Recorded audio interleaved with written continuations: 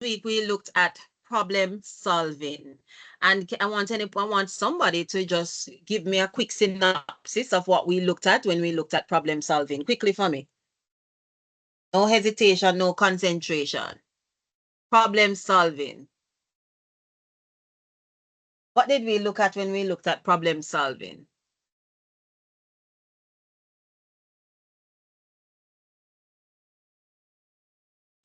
We looked at the definition.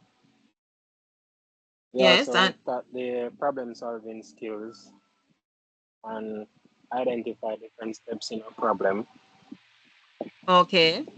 And what and are those? Mm-hmm. steps to solve a What problem. are some of the problem solving steps? Identifying the problem. Identifying the problem, yes. What else? Help him out, class. Yes, help out the technical class. Huh? Who? What we're going to do? You guys presented on this last week, you know. You guys presented on this. So we identify the problem. What else we going to do? Somebody looked at Define the the use. problem. You're going The to do what? possible You're solutions. going to Define the look Find the problem. possible for solutions. the possible solutions. Look for the possible solutions. Yes. What else? Problem solving steps Try 3. to evaluate the solutions. Okay, but before that, we are going to choose a solution. But of course, you would have to do some form of evaluation. So we're going to identify the problem. We are going to, sorry, I'm sorry about that. So you're going to identify the problem. You're going to look for the solutions. What are the possible solutions? You're going to select a solution. So you would have had different solutions available, but you're going to select one. And I think somebody mentioned evaluating them. Of course, you'd have to do some form of evaluation of the solutions that are presented in order for you to select one. So that's fine. I'll accept that. And then we are going to do what? Implement the solution. Right? What else?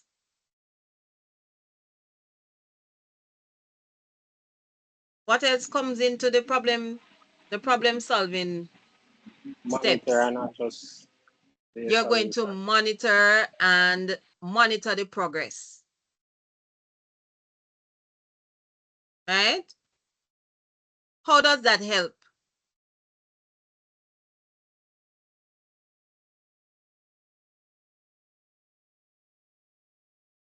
How does monitoring the progress? So for instance, guys, I think somebody, I don't remember who it was, but they looked at a car, like the car is broken, it's broken down, it's not working. And you come out and you're checking the engine, you're checking because you identify the problem that the car won't start. And then now you're looking for possible solutions. What is the specific, what are some of the solutions to that would be why the car is not starting. You could check the battery, you could, one of your classmates look at that, right? And then based on what you have evaluated, you may select one of the possible solutions to enable the car to start. Once you have started the car, you're going to evaluate the progress. So when you select a solution, you want to also monitor the progress of that, how well it works. Is it effective? Is it doing as well as you would like it to do? You understand? Because sometimes we select a particular solution, and after monitoring it, we may see that, I don't think that this one is working well. I don't think this is a good fit. I don't think this is the best option. Maybe I should have chosen the second option that I had. So it's always good that when we come up with certain solutions that we monitor it to see that it is actually working effectively, and doing what it is supposed to do. All right, so that's it when we talk about problem solving. So we did look at problem solving last week. Anybody else want to step in with, anybody want to add to what else we did? And that was the problem solving activity that students did. They did a presentation, and some were able to upload it to Teams. So that was what we looked at. All right. And then we looked at steps in problem solving. We looked at also problem solving skills. What are some problem solving skills? Come on, guys. We're just reviewing our lesson from last week.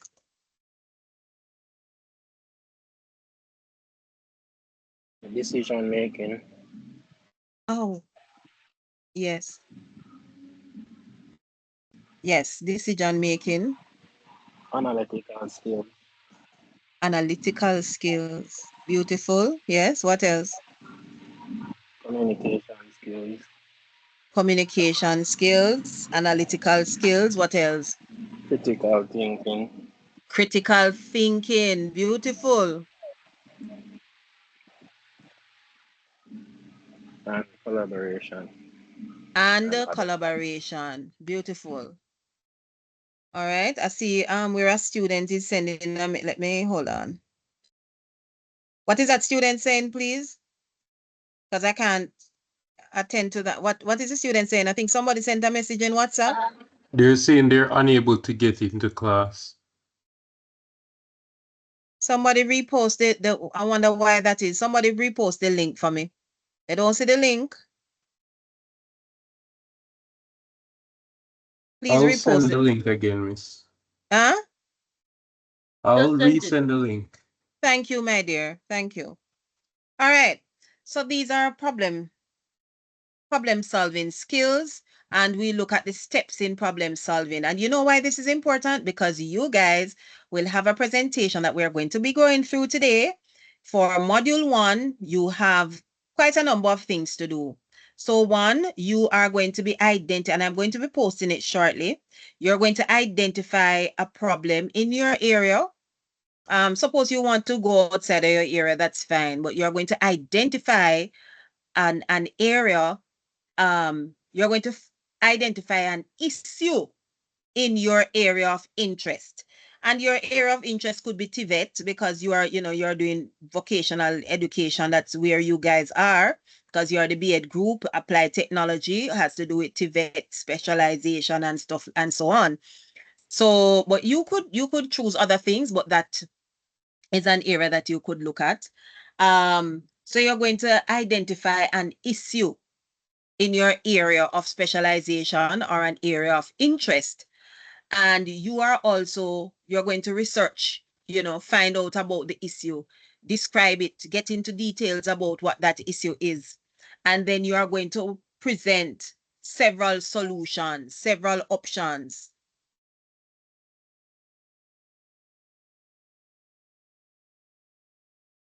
You're going to present several options or several possible solutions that can be taken in order to resolve or to solve that particular issue. So we are going to be looking at that today. You're also going to be selecting your group members. From today, I'll be making note of them, and you need to make note of who your group members are. If there's anybody absent, please make note of that. We can include them in our group selection. So we are going to be selecting our groups today, right? And the part where that's why it's important for students to make sure that they're at every class. In moments like these, you're going to have persons who are going to come, Miss, I wasn't at class last week. Which group me can go into?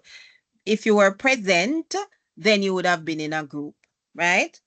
So please, I hope that I don't have the headache of trying to fit some people into the different groups when the groups have already been formed.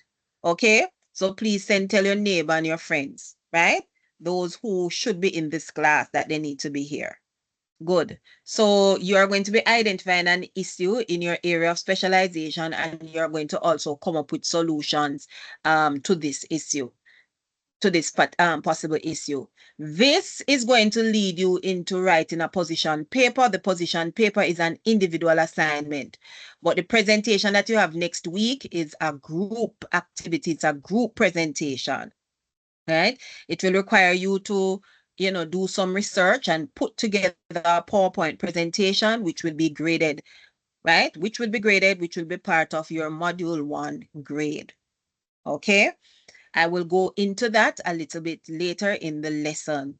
All right, so that's the final thing we are going to be doing today. Good. All right, so today now, we are going to be looking at elements or structures and elements of different types of essay. You will have an essay to write, a position paper, so we want to look into that. And also, this is a forum where we are going to be looking at academic writing.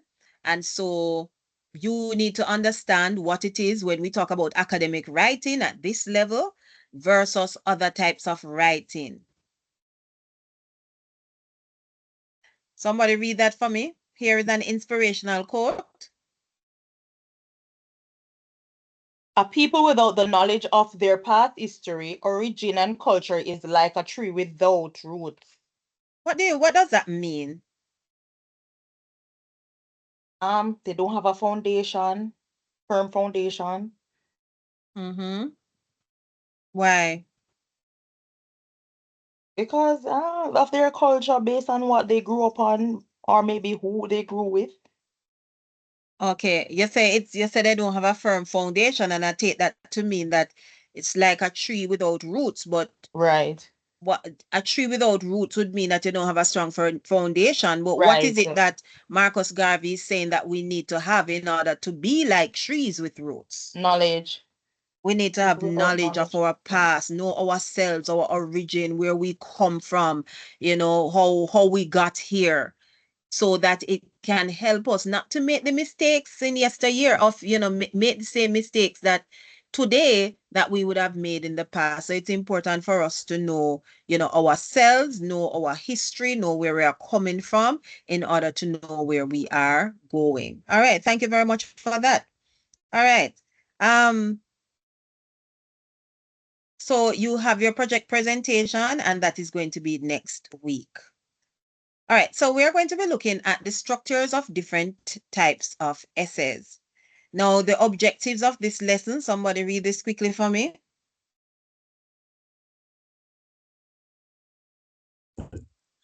At the end of the lesson, students should be able to discuss the structures of different types of essays, identify the 4 basic types of essays, identify different parts of an essay or organization, recognize thesis, topic, sentence, supporting ideas and illustrations, analyze extended prose for structure, main ideas, style, use of language, compare and contrast essay, differentiate the structure of academic writing versus writing produced for pleasure and humor from serious prose, formal from informal register.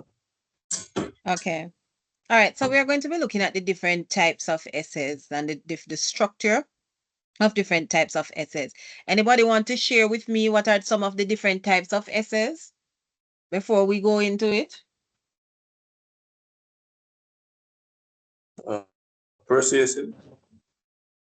Persuasive, yes. Argumentative. Argumentative. Descriptive. Descriptive. Narrative. Narrative. Narrative, okay, good. Expository. Expository, yes. Very good. Give yourselves a big round of applause. Good. Very good. All right.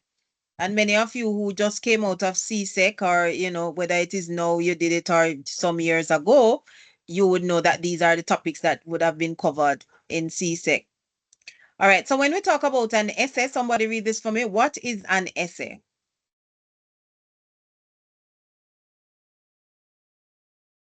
Sorry, An essay.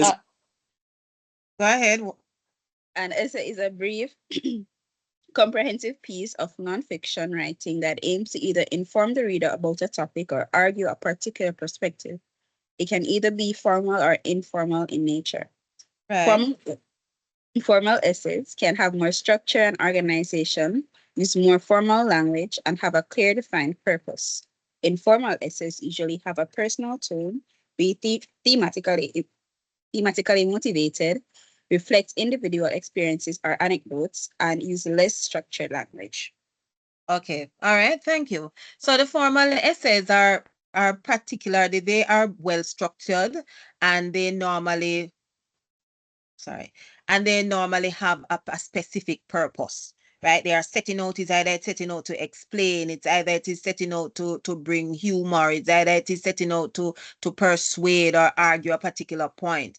So we have the formal essays, and in our academic arena, we are going to be focusing on the more formal essays. All right, so let's go. So here are some types of essays. As you mentioned earlier, we have the persuasive essay, which we and also the argumentative essay. Both of these are similar, but they are somewhat different. Okay. The persuasive essay is more of a one-sided essay. It focuses on taking one position and just focusing on that. So you take a side, and you're not looking at any other perspective. You're just looking at one side of the coin, one view, one perspective, one opinion. That is a persuasive essay. So the persuasive essay focuses on one perspective, one view, whereas so it argues that particular perspective or view. The argumentative essay, while it is giving you a particular view, it also embraces other views. Okay, so that is a difference. So one has several, may have two or more views or two or more perspectives, while the persuasive essay only has one perspective. It's arguing from one point of view, one perspective. You don't see anything else. But an argumentative essay tends to include an opposing view or other views or other perspectives. So they tend to be classified in the same category, but they are somewhat different. Okay. All right. So we also have the expository essay. Can anybody tell me what the expository essay is? It's an informative essay, so its purpose is to relay information. Its purpose is to relay information. Its purpose is to inform, educate. And so even what we are doing here, this is exposition. My PowerPoint is a form of exposition. Your textbooks is a form of exposition. Anything that seeks to explain is what we call expository. So if it's an essay that explains how certain things work, there is a article that came in CXC some years ago, but I love it because it was such an interesting read, and it was talking about the brain and how the brain can be exercised like the same way we exercise our bodies. It's the same way that our brain needs exercise. And it was mentioning that many times people forget when they think about keeping the body healthy. They only think of the the physical structure. They think about exercise, they think about dieting and all of that, losing weight and all of those good stuff, right? But they never really they only think about the neck down. Nobody thinks about the head, the brain, which needs exercise. And then what can you imagine? The brain needs exercise. And it was saying that how you can exercise the brain. This was an expository piece. It says the ways in which you can exercise the brain. You can exercise the brain through physical activity.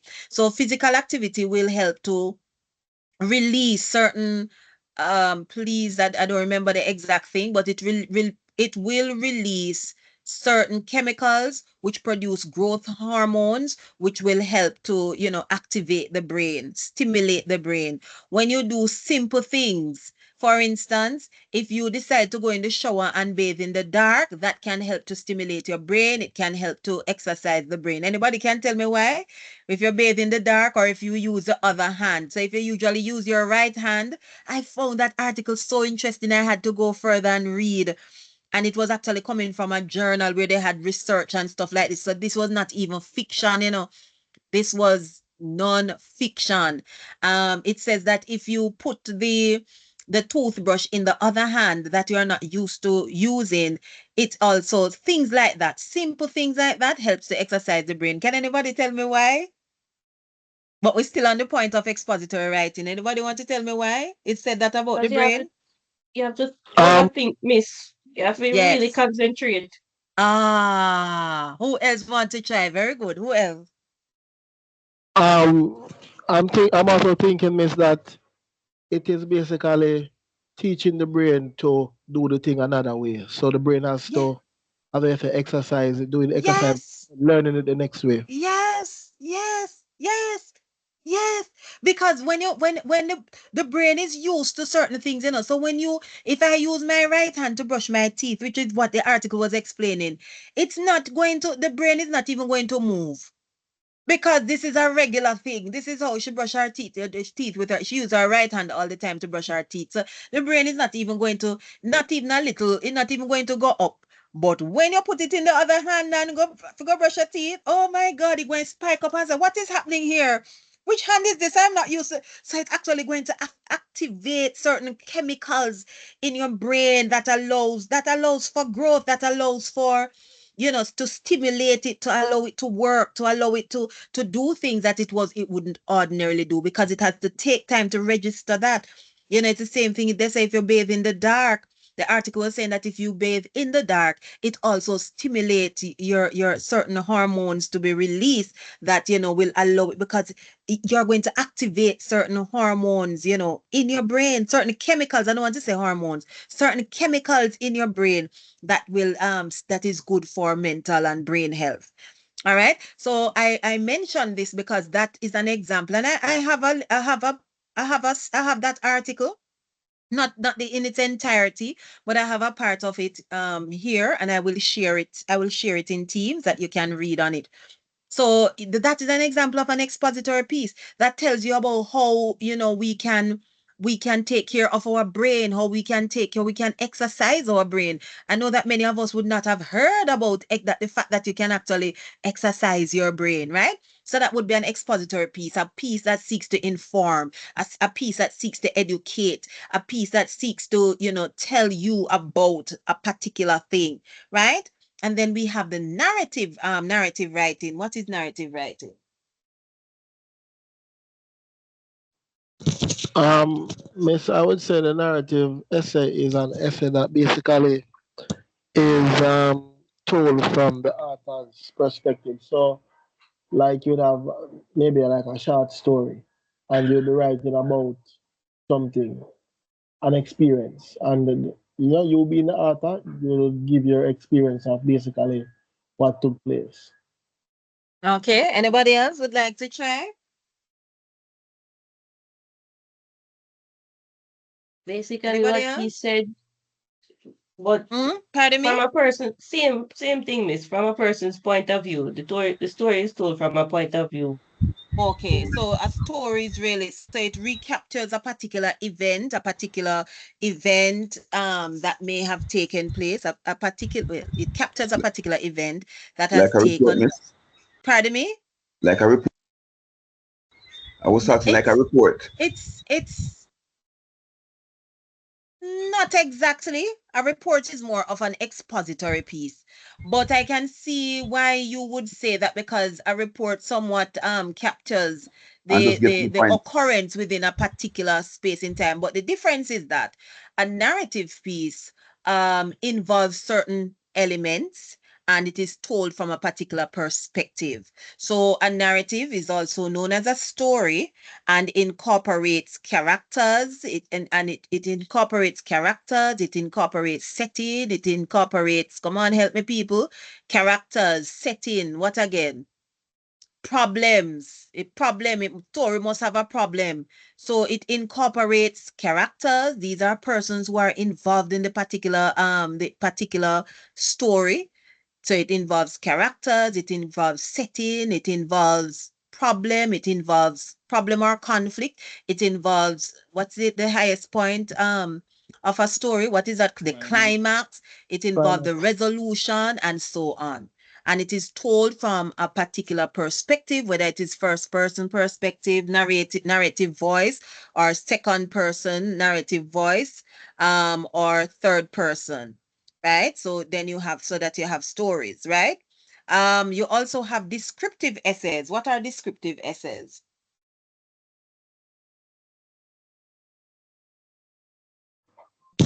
Basically, those are essays that you basically ask, like us, a student, to describe something. So basically, we'll be describing whatever.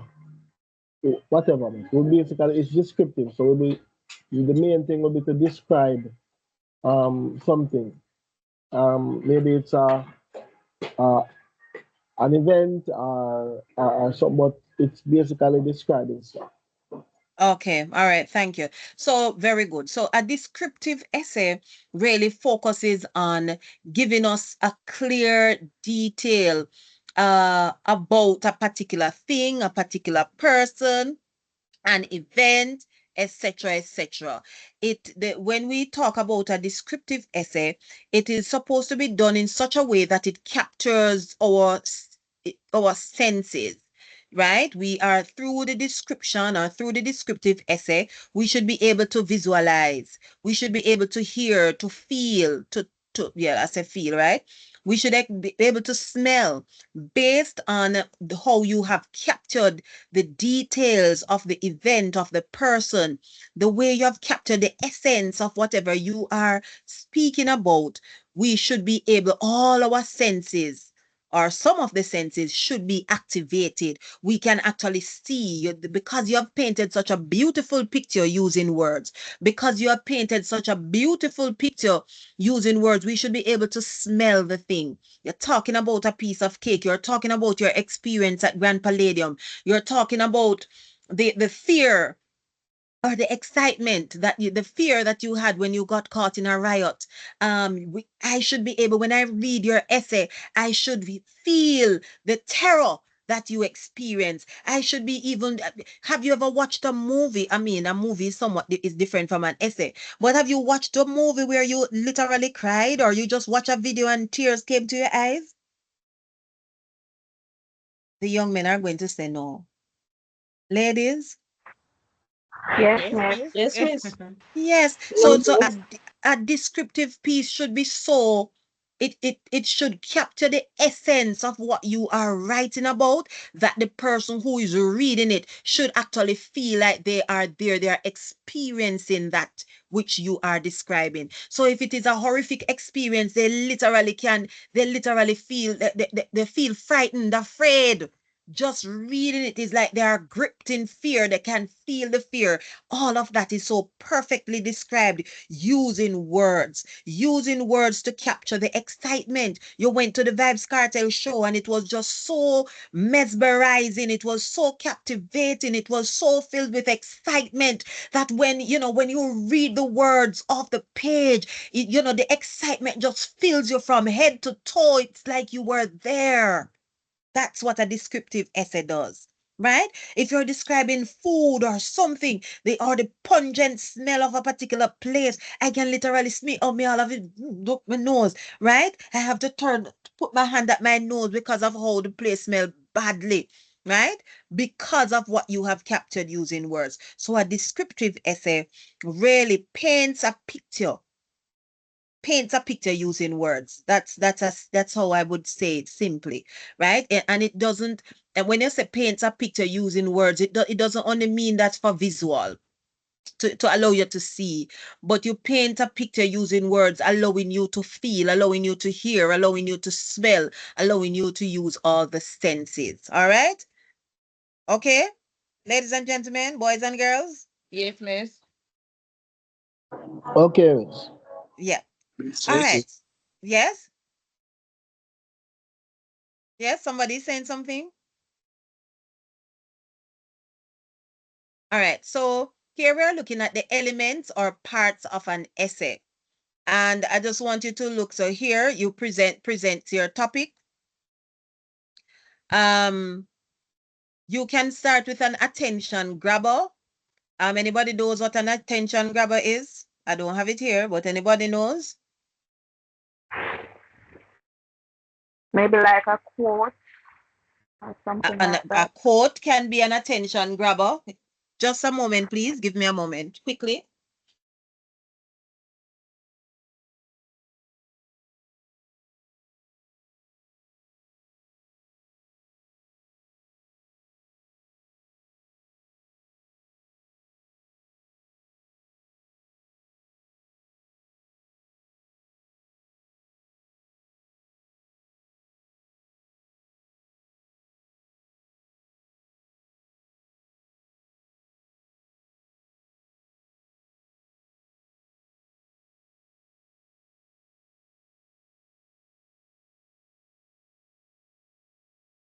Right. Here. Thank you guys for your patience. Yeah, so coming back. When we talk about an attention grabber, what your classmate said that like a quote can be an attention grabber. Anybody else? It's something alarming. It can be something alarming. Why? Anybody else? Yes, yes, go ahead. It can be something alarming. Please expound on that. Miss something to grab the reader's attention, something Something alarming to like okay, beautiful. yeah, to grab the Yes. reader's attention. Yes. So you can start off an essay, whether it is an expository essay or a persuasive essay. And for the expository essay, you don't necessarily have to go alarming because expository essay deals with facts. Expository essay deals with factual information. So if you're going to start off with an grabber for an expository essay, you don't necessarily have to go dig into know anything that is, alarming but you could, especially if it is relevant to what you are going to be talking about. So an attention grabber is really to grab the audience's attention to what you are going to be talking about. Right? So this is where we say present your topic. So you're going to use an attention grabber to really entice the audience. You entice the reader to what your focus is going to be on, right? So it can be in the form of a rhetorical question. So you can start off with a question. That's one of the easiest way to do it. So you can start off with a rhetorical question. So like I was telling you guys, did you know that it is important for you to exercise your brain? Here is an expository piece that I would be writing about. Did you know that it is important for humans to exercise their brain? That's a perfect way to start on something that we're going to be looking on. So obviously, at that point, I know that you're going to be talking about exercising the brain. And I am hooked because I want to know, really, people can exercise their brain? Tell me more. Right? So you present your topic, which is, of course, your attention grabber. So it can come in the form of a rhetorical question. Hope you're making notes of that, right? It can be statistics. So if you have statistical data that you can present at for your attention grabber, that is perfect. That is good as well. So for instance, I may be talking to you about lifestyle diseases. And guys, I am into lifestyle diseases now. I have not been doing, I need to do some more work on it. But I was at a seminar recently, and one of the data that was presented by which body presented this? Forgive me, I don't remember which organization presented the data, but I was at a function. It was an information session, and one of the presenters came up. These are agencies of the government. So the statistics they gave was that from 30 to 49, this is the age group that has the highest death rates in Jamaica. 30 to 49 age group. And it says outside of tragic death, because that is one of the reasons for the high rate, the high death rate amongst the 30 to 49 age group. Say outside of tragic death, So, person may have been murdered, persons may have had an accident, etc., which would cause death. They say outside of that, the next cause of death is lifestyle diseases. I had to put my finger on my mouth because I literally am experiencing it. And I don't mean me, but I've had friends around me. Every time I go on social media and I hear people say, Lord, when I hear like a 40-odd-year-old person died or a 30-odd-year-old person died, and I say, oh, so much teacher dropped down, oh, so much this and that, and the COVID-19 vaccine. I said, You know what? Let's say 30 to 49 lifestyle diseases. And you know what struck me? And so I could start at that. I could say, according to data from the Ministry of Health, I could start out with that because this is facts. According to data from the Ministry of Health, the age group with the highest death rate is from 30 to age 49. And the cause for death outside of tragic death is lifestyle diseases. And I looked and I said, and I was saying to someone, and I was having this discussion. Hello? Hello? Are we here? Yes, miss. Yes, miss. Right. And so it made me, I have such a great interest in this because I remember recently in semester 2, I went to they had a health fair, so to speak, up by VTDI.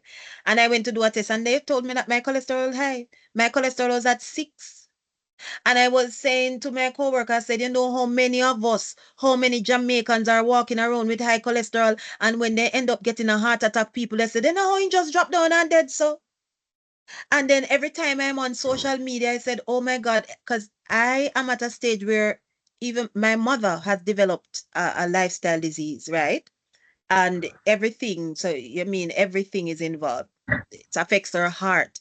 And I am now at a place like, no, I am almost turned off. I can't say I'm fully turned off, but I'm turned off from certain foods. I'm still eating them, I'm still tempted, but I kind of understand how these things happen because how we eat as Jamaicans, how many of us eat vegetables every day? How many of us make sure we eat local fiber? We only eat meat and one whole heap of rice. No, so it go. Hello? Yes, miss. Yes, miss. Same Miss, so it it is is. so true. Yes, Yes. miss. And those things, our eating, I was saying, our eating habits. So let us say that I am doing an expository essay that is talking about the lifestyle diseases that that many of our Jamaicans from 30 to 45 are developing. Then I could start off with the statistical data. So attention grabber can be in the form of a question. Somebody said it. It can be alarming statistics or statistical data. And when we're talking about statistical data, we're talking about numbers now, right? It can be a quote. So you can come with a quotation according to Minister Tufton, and maybe you quote him according to the World Health Organization, and you quote the World Health Organization. Make sure that whatever you're quoting though is relevant to the topic that you are going to be looking at, right? So you want to make sure that the attention grabber that you choose, if you're choosing a quotation, you want to ensure that the quotation is relevant to the topic that you are going to be talking about, right? And there are other ways that you can introduce your attention grabber. So we say question, it can be a quotation, it can be statistical data. Anybody else want to share other forms of attention grabbers?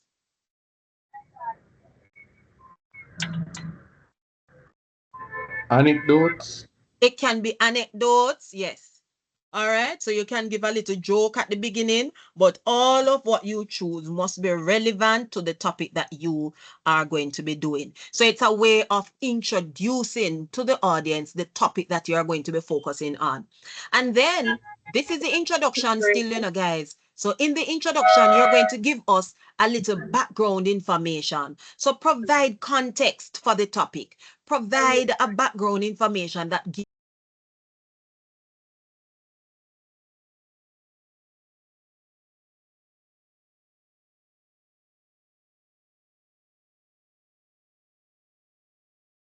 Miss, your mic is muted. Yeah.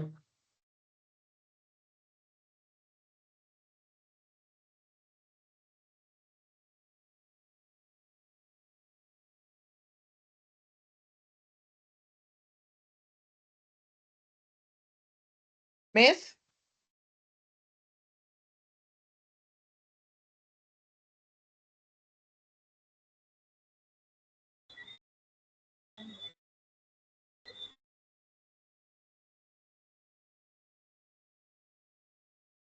Miss, you're muted.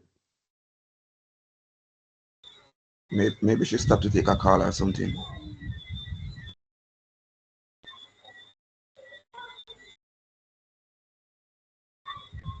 So I may ask in the meantime, we are looking at the topic is elements of an essay. Anyone hearing me? Hello, who muted me? Who mute me? Somebody can mute you. I thought You you can have the mute me. control of that. Yes. So We just listen. picked up So yes, I can be muted. Somebody has control of this meeting. I will speak to the person afterwards. Oh, okay. Yes. Because I didn't. So, what did you hear so far?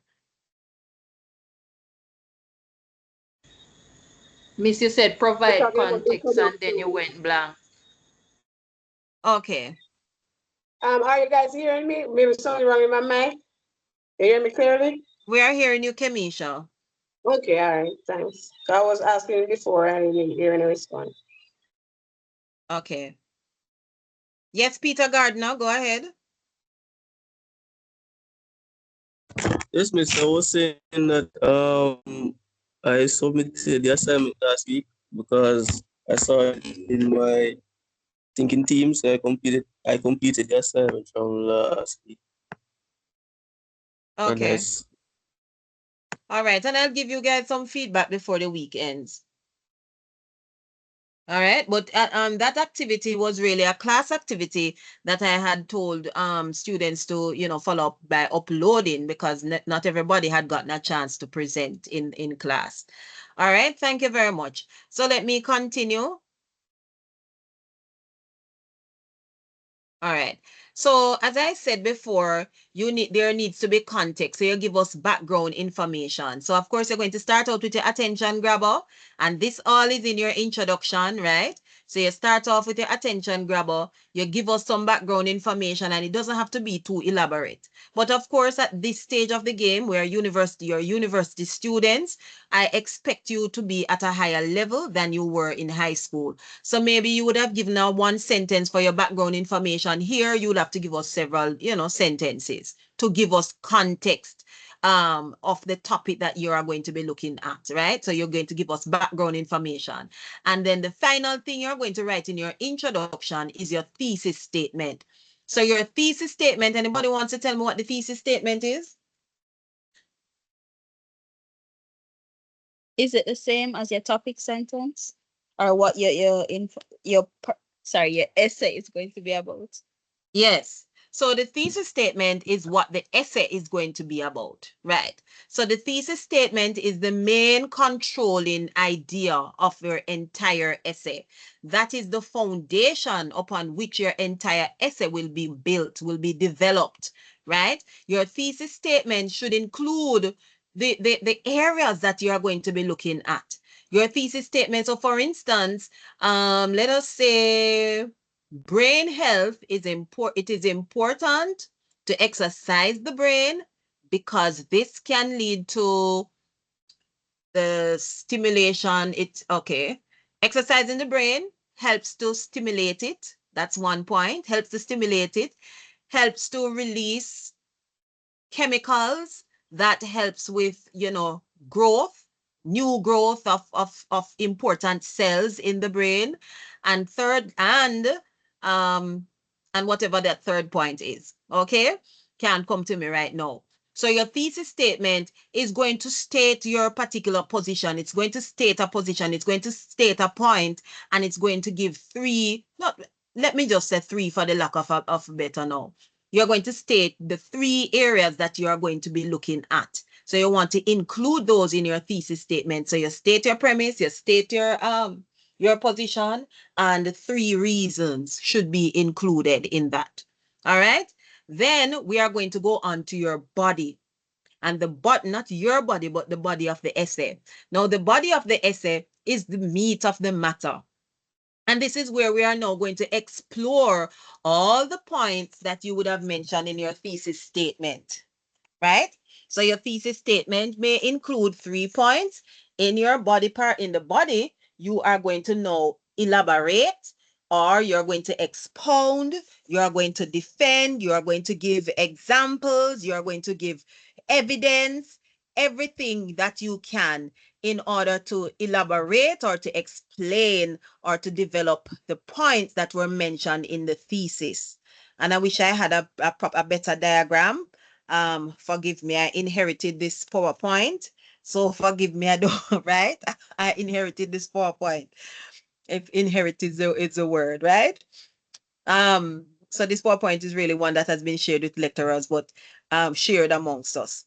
Okay, so for this particular one, here you're going to have the core arguments and analysis. So the body of the essay is where you're going to do your analysis. This is where you're going to present evidence to support whatever point you are going to be discussing.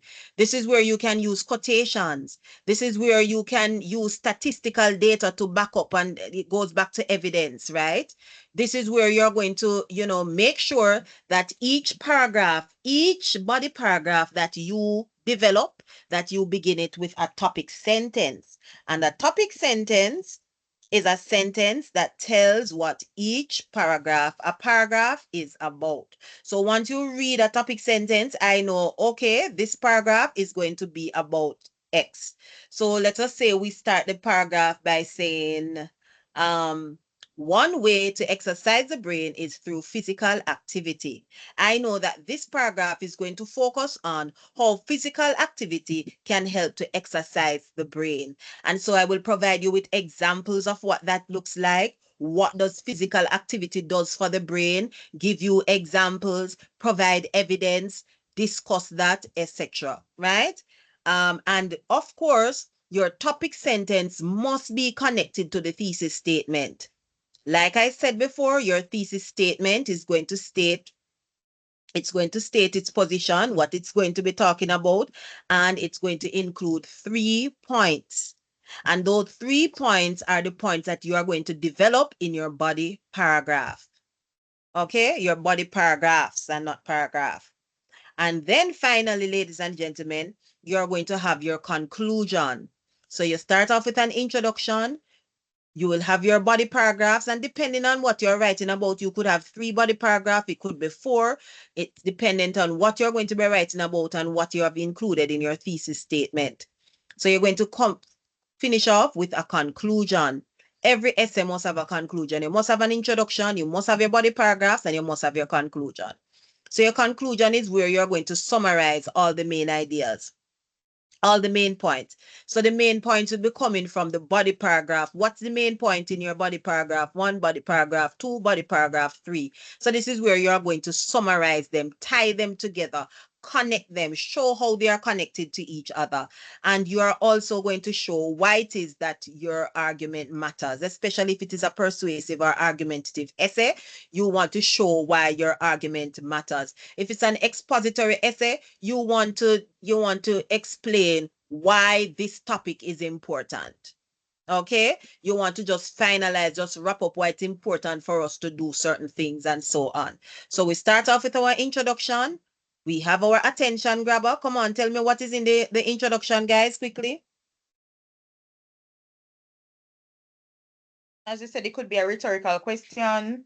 Yes. And as I said before, it could also be something alarming, something that will grab the attention of the reader.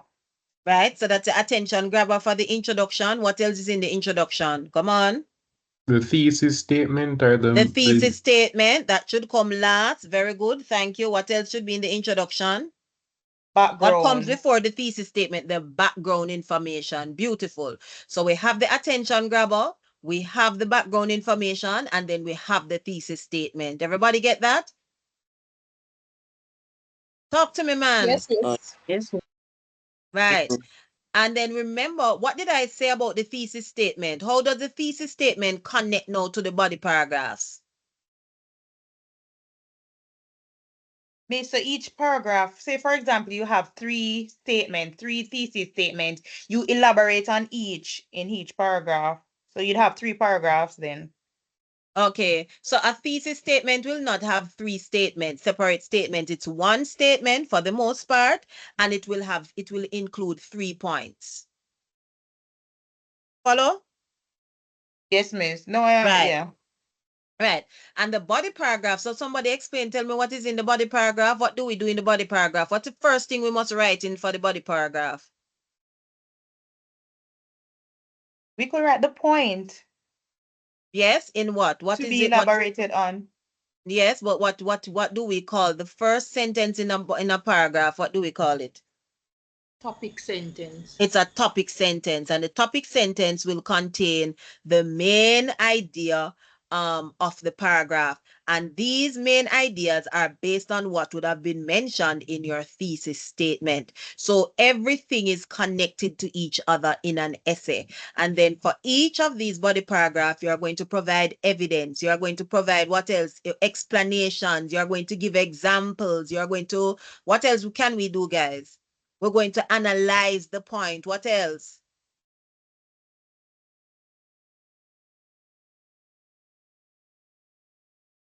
Talk to me, guys.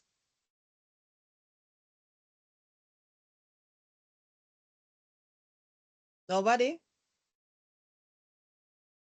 Hello? Are you hearing me?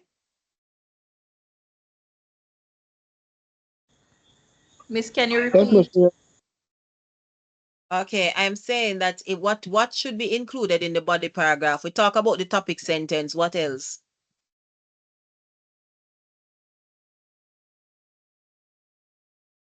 The body paragraph is where we are going to do what? You're going to elaborate on your point. We're going to elaborate on our point. What else? What are some ways in which we can elaborate on the going point? to use evidence or We're going to present evidence. Yes. Give examples. Include a quote that is relevant. You get what I'm saying? Statistical data, all of those are evidence, right? So we're going to put that to help to build and to develop that particular point.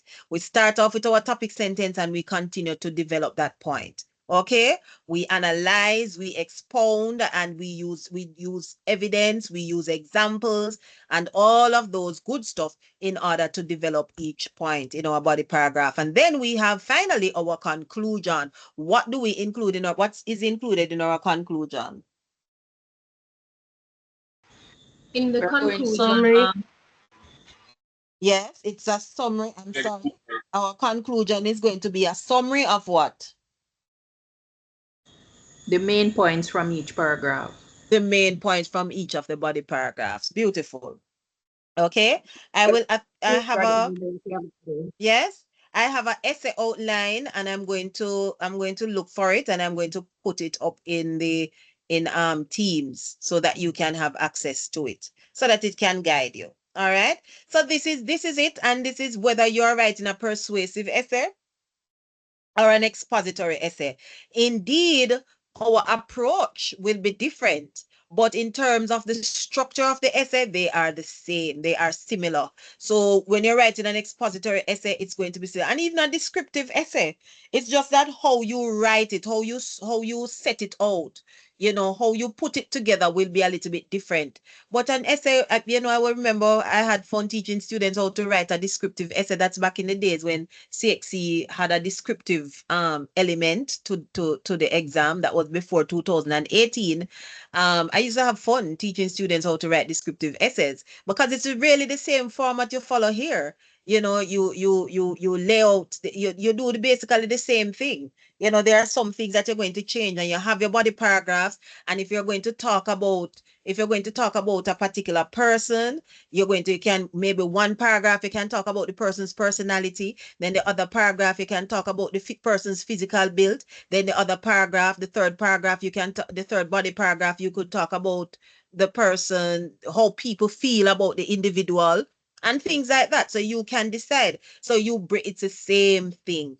If you're going to write a eulogy, it's the same approach. You know, I tell students this all the time. You have your introduction. You know, Jonathan Brown was an amazing man. He was a devoted husband, you know, excellent father, and he was beloved. He was a community stalwart. One paragraph, you're going to talk about him being an excellent father. The next paragraph, you're going to talk about him being a community stalwart. The other paragraph, you're going to talk about him being, what did I say, guys? What was the other point? About Jonathan Brown? Husband. Right. He was a committed or faithful husband.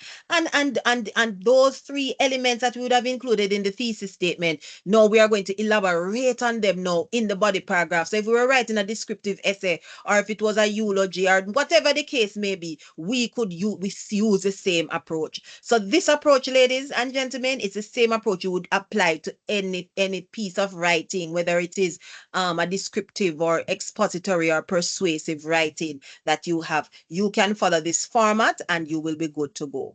All right. Are there any questions? Speak now or forever hold your peace. So help me God. Any questions? Holding our peace. Huh? We're holding our peace. We're holding your peace. What kind of peace you holding? Are you holding the PEACE or PIECE? Mind yourself, you know, because I may have to call the police. PEACE. Okay, I am happy for you. Okay, ma'am, you're lucky.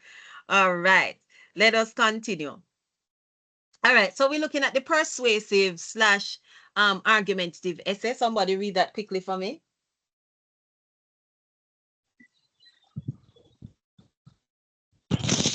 The persuasive essay is a genre of writing that requires a student to investigate a topic, collect, generate, and evaluate evidence, and establish. Somebody's mic is on. Turn it off. And establish a position on the topic in a concise manner. Thank you. Right. So, of course, you're talking about the persuasive / argumentative essay, and it's where it requires you to investigate. And you guys, so students, somebody's microphone is on.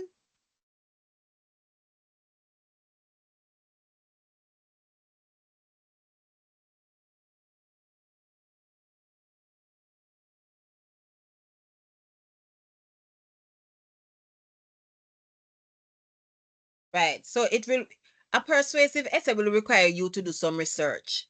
Even an expository essay, but a persuasive essay will require you to do some research. And we're delving into persuasive essay because you guys will have a position paper to write. And so we are delving in this aspect of, you know, this genre. So a persuasive essay will require you to do some investigation. It will require you to do some research to find out more about this particular topic. You know, you will come upon evidence and you will need to evaluate the evidence that you have, you have, and also you need to establish your position on the particular topic. So whatever topic it is, you want to establish a position on that. You will be taking a side. You will be establishing your position on that topic, whether it is that you are supporting or you are opposing that particular topic. And it must be very clear. And that is usually clearly done or clearly articulated in your thesis statement. Your thesis statement is what is going to bring across that particular main point or idea. All right. So persuasive, argumentative essay versus the expository essay. So please note, somebody read that for me quickly.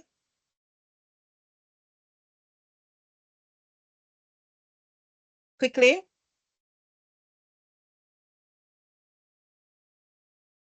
Quickly, guys.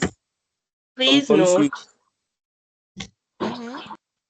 please note, some confusion may occur between persuasive essays and expository essays. These two genres have similarities, however, the argumentative essay differs from the expository essay in an amount of pre-writing, invention, or research involved. Now, persuasive argumentative essays is commonly assigned as a capstone or final project in the first year of writing or advanced composition courses and involves lengthy detailed research. Expository essays involves less research and are shorter in length. Expository essays are often used for in-class writing exercises or tests such as CXE, CAPE, GCE, and so on. Okay, and let me just add to this that the difference between the persuasive and the expository essay. Expository essays focus on factual information, and I'm not saying that persuasive essay doesn't have facts, but both requires research, but persuasive essays is usually based on an opinion. Persuasive essay or a persuasive essay or argumentative essay is usually based on an opinion, not facts. Expository essay is usually based on facts, factual information. Everybody's following? So persuasive essays, it all has to do with how somebody feels about a particular topic, how you feel, how you view, what is your perspective, your opinion. That is what a persuasive essay is all about, your opinion, your perspective, your views, your feelings towards a particular topic. An expository essay is founded on facts. It's really based on factual information. It deals with the facts. Persuasive essays deal with more with opinions, people's perspectives, and so on. All right. So that's basically the difference between the two. And also, when you look at a persuasive essay will incorporate a whole lot of emotive words because they're trying to connect to the emotional. They're trying to evoke some emotional appeal. So you see, they will use certain words that will stir a particular emotion in you, whether to make you excited about a particular topic or to make you angry, or it can evoke different emotion based on the words and the phrases that are used. So there are certain persuasive devices that are used in persuasive essays that conveys bias. And an expository essay will not necessarily have these type of devices in expository writing to show bias, because once you see any form of bias in an expository essay, you're going to have to question it, right? So an expository piece more focuses on facts, and the persuasive essay more focuses, an argumentative essay is more focused on opinion, people's perspective, and so on. All right, everybody get that? What's the difference between persuasive and expository? The expository focus on facts, and the persuasive, it's based on another person's opinion. It's based on opinion. Beautiful. Thank you. All right. So here we have somebody continue reading for me. Persuasive argumentative essay.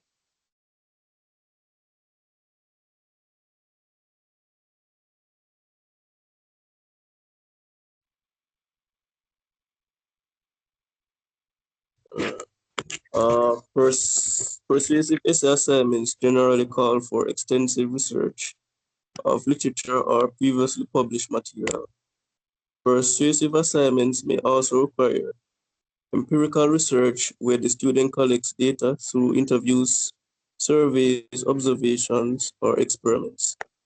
Detailed research allows the student to learn about the topic and to understand different points of regarding the topic so that she or he may choose a position and support it with the evidence collected during research. Regardless of the amount or type of research involved, argumentative essays must establish a clear thesis and follow sound reasoning.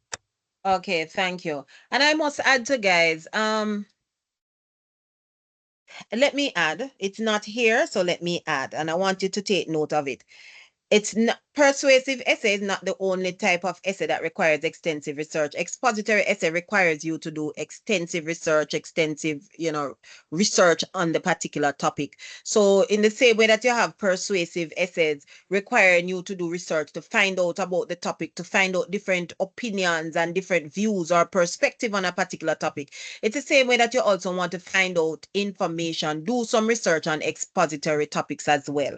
At one of my schools, former schools that I've taught, I taught part-time to a community college, and we did communication. And one of the things that they had to do in this particular course, you guys will have to write a persuasive / position essay.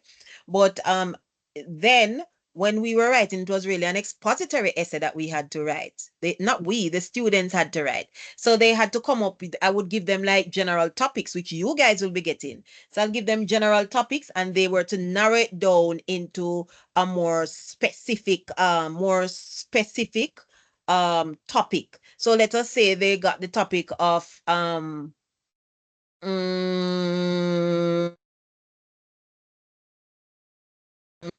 so let us say pollution is a broad topic. Then somebody could talk about the effects of air pollution on the environment. So that was how a student narrowed that down. That is an expository essay. And so they had to do their research to find out what are the effects of air pollution on the environment. And they have to delve, to find their points, because I would allow them to write a skeleton. What do you call that now?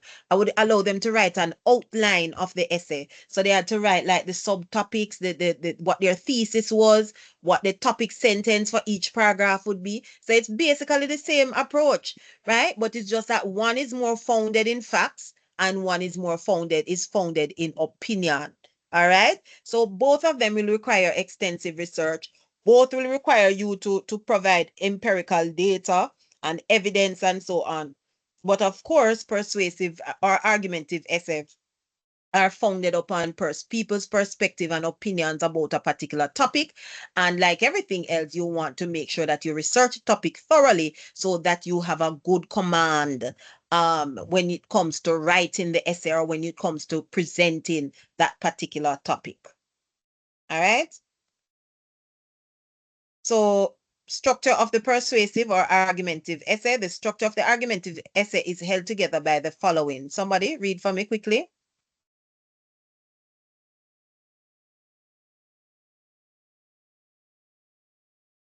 Come on, guys. Allow the male to read this time. Okay. Thank you. Go ahead. Go ahead. Sir, the structure of the argumentative essay is held together by the following: a clear, concise, and defined thesis statement that occurs in the first paragraph of the essay, clear and logical transitions between the introduction, body, and conclusion, body paragraphs that include evidential support, whether factual, logical, statistical, or anecdotal, a conclusion that does not simply restate the thesis, but readdresses it in the light of the evidence provided. All right, very good. All right. So you want to focus on your essay providing clear, concise, defined thesis. So you don't want the thesis to be a long, when they're sometimes when you give students essays to write, and you tell them how to write the thesis, they give you a thesis from the beginning of the paragraph to the end. That is the one thesis. It longs until you go around and you still don't get the point. You want to make sure that it is clear. You want to make sure that it is concise and it is clearly defined. So you can highlight it. You don't have to be wondering or seeking clarification as to what the thesis is. It should be clear. And it should be concise, to the point, right? So we are able to know exactly what our focus or what the focus of this essay will be on. We're going to use clear and logical transitions. Anybody want to share what transitions are? also known as transitional words and phrases. Anybody? Just for example, however, therefore, Yeah. thus, hence. Yes. These are Yes. traditional Firstly, transitional words. secondly, thirdly, yes, additionally, in addition to, conversely, when you're trying to show opposing views on one hand, on the other, when you're trying to show contrasting views. Yes. All right. So those are some examples of transitional words and phrases. And so when you're writing, please do not leave those out. You want to make sure that you use appropriate transitional words and phrases.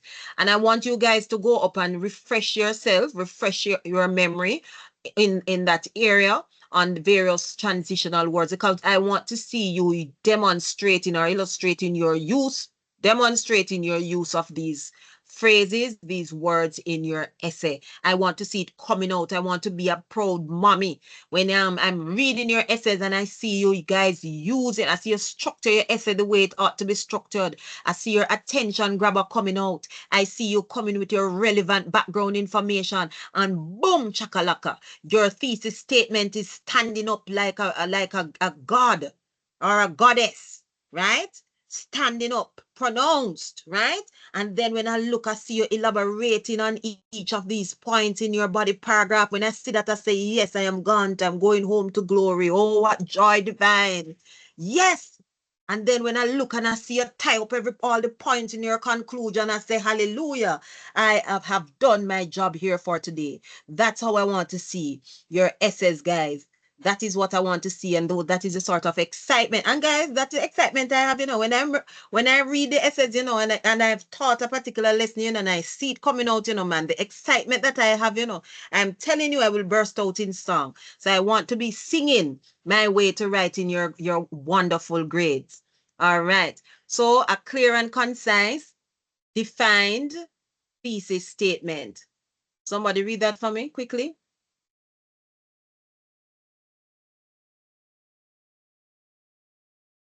Quickly, come on, guys. Anybody This is the goes first first? paragraph of a persuasive. Continue. Students should set the context by reviewing the topic in a general way. Next, the author should explain why the topic is important or why readers should care about the issue. Lastly, so that's a transitional, students should present the thesis statement. It is essential that this thesis statement be appropriately narrowed to follow the guidelines set forth in the assignment. If the student does not master this portion of the essay, it will be quite difficult to compose an effective or persuasive essay. Okay, beautiful. And here in the introduction, it is saying that you should provide context. And I think I'd explained that to you. You're going to give me background information. But in that context, you need to explain to your readers, explain to your audience why this topic is important. It's important for us to look at the high death rate, the lifestyle diseases which are impacting the 30 to 49 age group within Jamaica.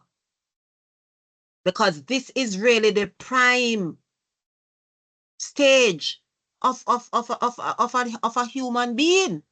This is the prime, not the prime of our lives, that, ladies and gentlemen. Some of you may not reach there, but that's the prime. You can imagine you're 30, 49, and anything, any card can play. You could have a heart attack, you could just drop out like that because of a lifestyle disease. I went to the doctor recently. Oh Lord, I went to the doctor recently just to, for them to somewhere. And I see a young lady come there. And me said to myself, because I know that I am much older than that young lady. She's about in her 20s or early 30s. Have high blood pressure. High blood pressure. So she said, Lord, she said, no, man, me have to go get it come down. Me have to get the pressure come down because me have one interview and she have a medical to do because she's supposed to get a new job and she really want the pressure to come down and she can't bother and she had try and so forth, so forth. Yes! Young people are walking around with so many things happening internally and they don't know. and drop down dead, and people say, then what happened to them? Then some people will say a obia, then some people will say a COVID vaccine she went got take and so on. People are walking around with and our food doesn't help and our lifestyle doesn't help because we are Jamaicans are mostly sedentary. We go to work and we come home and we sit down, we go lie down and so on. We don't do a lot of walking. We don't do much exercise. And then we eat a whole lot of carbohydrates. I'm tired of going on that topic, so let me continue. But all I'm saying, the point that I'm making is that you, in your introductory paragraph, you want to make sure that yes, you have your attention grabber, but you're going to give background information which is going to provide context for the topic that you're talking about. And within that context, you want to explain to your audience why this topic is important. Why is it that you think that this topic is something that we need to be looking at? So that is something. So I hope you're making note of that. Why is this topic important? So that needs to be included in your context. All right. Of course, you want to present your thesis statement where, of course, you're going to narrow your point, your topic, and where you're going to include the points that you are going to be discussing in the body of the essay. All right. So you want to make sure that your thesis is very clear. There should be no mistake about what your thesis is because it is your thesis that governs the entire essay. That is the main controlling idea of your essay. That is the foundation of your essay, guys. If you don't have a solid foundation, everything else will be just crooked work. Okay? So once you have a solid foundation, everything needs to come back, needs to connect with the thesis statement because that is what is controlling the entire essay. Let us continue.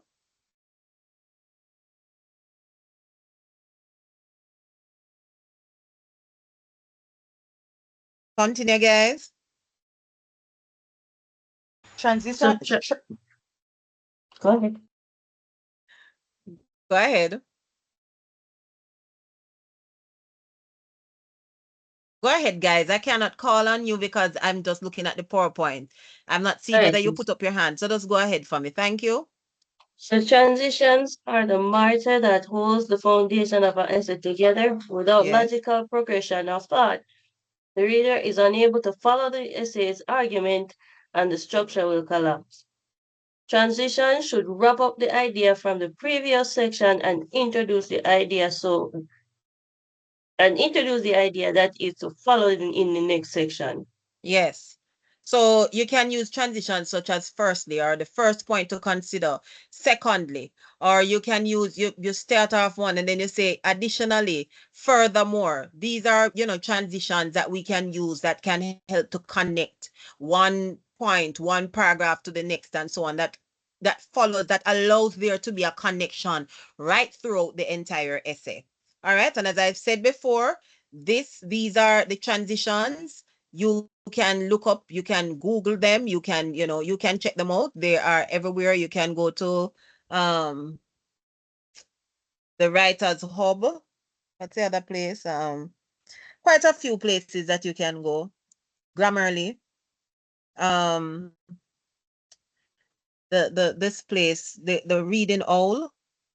There's another place, it's out of my head right at the moment. But you can type it in and you will see the transitional words and phrases.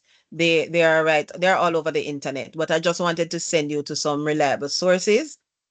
All right. So next we have body paragraphs that include evidential support. So let us look at this. Somebody read this for me. Each paragraph should be limited to the discussion of one general idea. Yes. This will allow for clarity and direction throughout the essay.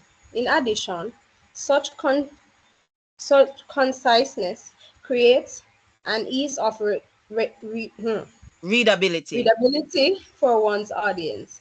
It is important to note that each paragraph in the body of the essay must have some logical connection to the thesis statement in the opening paragraph. Some paragraphs will directly support the thesis statement with evidence collected during research. It is also important to explain how and why the evidence supports the thesis warrant. Okay. All right. Good. All right. So basically this is saying that anybody want to share what they get from this?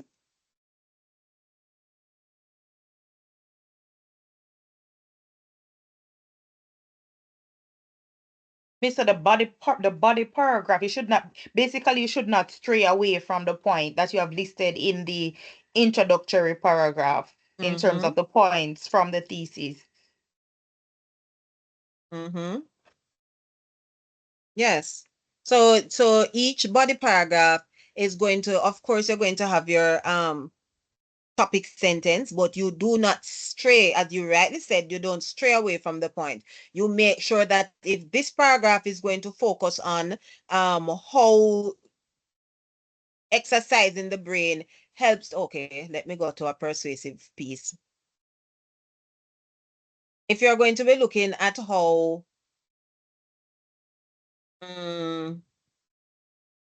TVET education is beneficial to Jamaica's economy or beneficial, right? Then one of the ways in which TVET education is beneficial is that it helps to train it helps to train skilled workers within our country, who can add to the GDP, who can add to the increase in the GDP, the income of our country. They can add to what we're able to export to the other parts of the world, etc. And I could develop that particular paragraph looking at that, because one of the benefits of TVET education is that we can have, through TVET education, we can improve and increase the number of skilled workers that we have in Jamaica in TVET areas, in these vocational areas.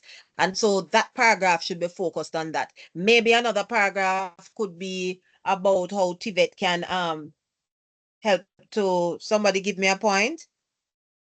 Another paragraph could be focused, we're talking about TVET education. Another paragraph could be focused on how TVET could do what? It can provide skilled workers. What's the other benefits of TVET education in Jamaica?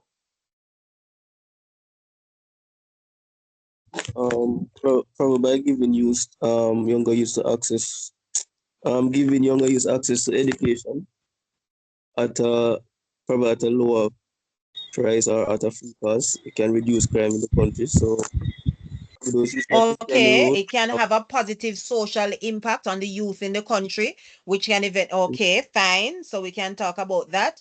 Right, because you can say that TVET it can be more accessible to youngsters who may not necessarily be qualified to go to follow the mainstream, like go to university and so on. And this, yeah, that's a good one. So this paragraph now, that is where we are going to focus now. So we're going to be looking at examples of how, having TVET education, provides greater access to lower income individuals, youth at risk, etc., etc. And we're going to build upon that point. So we're not going to mix up the part where we're talking about how TVET contributes to the economy through providing skilled workers. Allow that information to stay in that paragraph, and the information about TVET being made accessible to lower income persons, made accessible to youth at risk, helping to, which in the long run, help them to stay away from gangs, etc., etc. So that is a point that we could build in that particular paragraph. So each paragraph, you want to make sure that you are focusing on one main idea, and we are not mixing up things. We're not mix and blender. We're not blending anything here, ladies and gentlemen. We're not having a one pot meal, right? Everything must be in its own space. It's a 3-corner, 4-corner plate, vegetable one side, meat one side, carbohydrate one side, dessert one side, right? So even though it is one essay, we know, so each paragraph has its own particular function. The introduction has its own function, the conclusion has its own function, and each body paragraph has its own function, which is to develop a particular point. Okay, so you don't want to mix it up. You want to make sure that each paragraph is focused on developing one particular point. All right. And you also want to make sure that each point is directed, is connected back to the thesis statement. So each point, each body paragraph, you need to ensure that it is connected to the thesis statement, because there needs to be, we want to see the connection between the thesis statement and the body paragraph and so on, because in the final analysis, it is one essay, and the body and the thesis statement is the foundation statement that upon which the rest of the essay is being built. Let us look at evidential support, whether factual, logical, statistical, or anecdotal. Somebody read for me quickly. Accurate, detailed, and current information to support the thesis statement and consider other points of view. Oh, sorry, I missed the front part because I use my phone. Let me go over. The persuasive argumentative essay requires well-researched, accurate, detailed, and current information to support the thesis statement and consider other points of view. Some factual, logical, statistical, and anecdotal evidence should support the thesis. However, students must consider multiple points of view when collecting evidence. As noted in the paragraph above, a successful and well-rounded argumentative essay will also discuss opinions not aligning with the thesis. Discuss opinions not aligning with the thesis. It is unethical to exclude evidence that may not support the thesis. This is what refutation paragraph. All right, and finally, I'm gonna see what's here. It is not the student's job to point out how other positions are wrong outright, but rather to explain how other positions may not be well informed or up to date on the topic. Okay, good. So in this, and I'm going to start with the last thing first. So when you're writing an essay, and this is, going to be argumentative now. So when you're writing an essay, your duty is not to tell us that the other side is wrong, or a perspective is wrong, or them don't have any sense. You are going to establish why it is that maybe they are lacking in the requisite information or the requisite knowledge in order to make informed choices. So here it says, but rather explain how other positions may not be well informed or up to date on the topic. So somewhat you're going to try, this is where the refuting comes in. When you will have other perspectives, but you want to present your perspective, your point as being the point, the most authoritative point. And so you want to somewhat discount the other points. And so you need to explain or to establish or to make it known why those points cannot test your point. Why their point is a dibby point and your point is the point. Right? So you want to make that clear. It says the persuasive essay is well researched, some factual, logical. So we know that for the essay, of course, we have been stating this. You need to give, your statistical data, the evidence, and so on. And when you're writing, this is where we're going to talk about argumentative now. You want to consider other points of views. And remember, we say argumentative essays identify other points of views. There are other viewpoints that you are going to put to the fore, right? So a well-rounded essay is an essay that focuses not only on one single point, but you focus on different perspectives, right? There are those persons who are of the view that X, Y, Z, but somewhat you are going to refute it. Anybody know what refutation mean? What do we mean when we say refute? I think it means, miss, that we're going to prove what they're saying is wrong, basically. What they're saying is when you refute something, like you're basically saying that what you are saying has more weight, carry more weight, then have more to it. Right. And it's really very good. So it's a way also of discrediting. It's a way of discrediting the opposing view. All right. Oh, Let me see if I have, hold on. so Yes? it's basically a statement or theory, proving a statement or theory to be wrong or false, basically. Yes. Okay. Right. So it's really where, so you're going to, so you introduce an opposing view, but you are going to discredit it. You're going to prove that that view don't make any sense, that that view is not up to standard, that that view is just, it's false. So you're going to discredit it, prove it incorrect, prove it not worthy of note. So that's what we're going to do. That's what we're doing. Is we have a refutation. I would take out. Let me see if I have anything here. I have some notes about counter arguments I could share. Guys, I'm looking in my textbook. Did I tell you guys that I have a textbook? I wrote a textbook. So is it actually looking in for CXC, right? No to cellular phones. Let me see if I have a refutation here. Mr. hiding things from us. I didn't tell you guys. I think I said it at the first class. All right. Oh Lord. Huh? It's not, so wide scale it, but it's getting there. And I have to go help me advertise. All right. So Jamaica College here. So here's the essay. I don't want to read everything, but I think I could post it in the WhatsApp, in the meet, not the meet, in Teams. Jamaica College student killed on coaster bus during phone robbery. All right. So let me just do a quick read, and then I'm going to go to, I hope you are listening, right? It's so it not says, all of us in Teams. Document.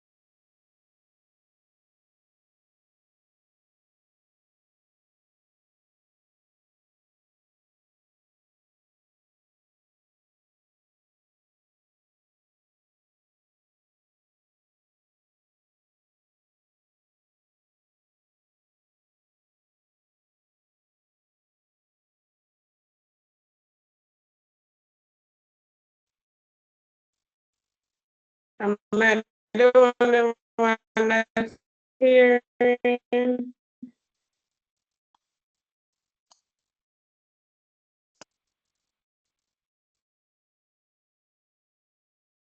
What did you say, Kamisha?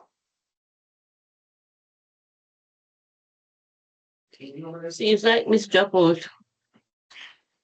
What are we have to express it? Okay. Oh no, she's here. Did I hold? Wonder if somebody mute her again. Hold, it says it's on hold. I don't know what happened. Oh, it's on hold. Oh, normally when it's on hold, it seems it's an internet issue. Oh. Yeah.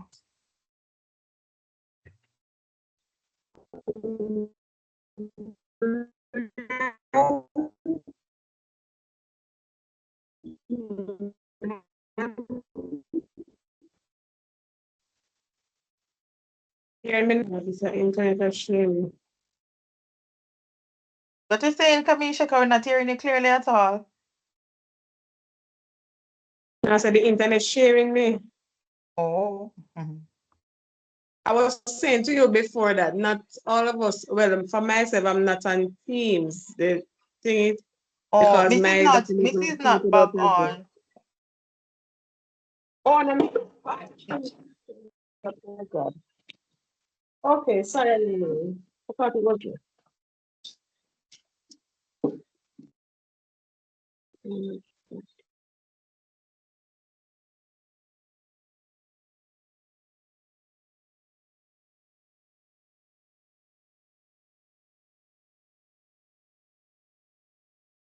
Miss August having internet. Sounds so much like the teacher. Eh? Somebody who voice just like the teacher.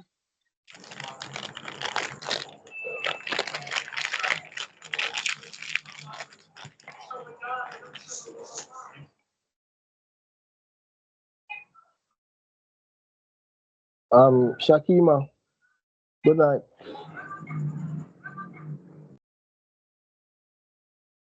Shakima, Hello? hey, what on? I'm Mr. Bruce. You Yes, know, sir. so I never get a chance to go VTDI today, and that me definitely have to go tomorrow. But I still try to get onto the class today. I almost got frustrated not being able to find the link or anything like that. So I definitely have to go tomorrow and think. I'll get today because when I teach it kind of difficult to leave some of the time and stuff Yeah. like that.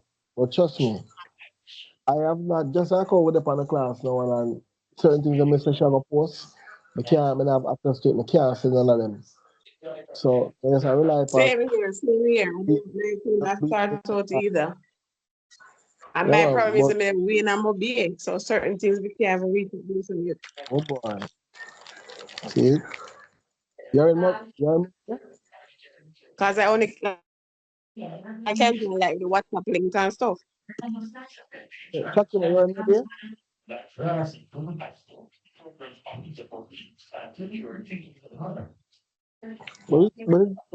Trust me. All the guys on the phone, but Yeah, remember but that I was in the class, just in case they said they don't have any evidence, I'm always in the class. Just if I have one or two person can vote, say, yes, man, she was here. Okay, I kind of hope some miss can sort out them internet issues and then she can be able to come back around about 2 hours of class left. Hopefully she get a chance to finish. remember Bruce, yeah, but man. Cool man, I'm going to the bank. I will tell them, everybody. Serious thing I tell them. I will tell them. Yeah. But don't know certain things set up. Mm-hmm.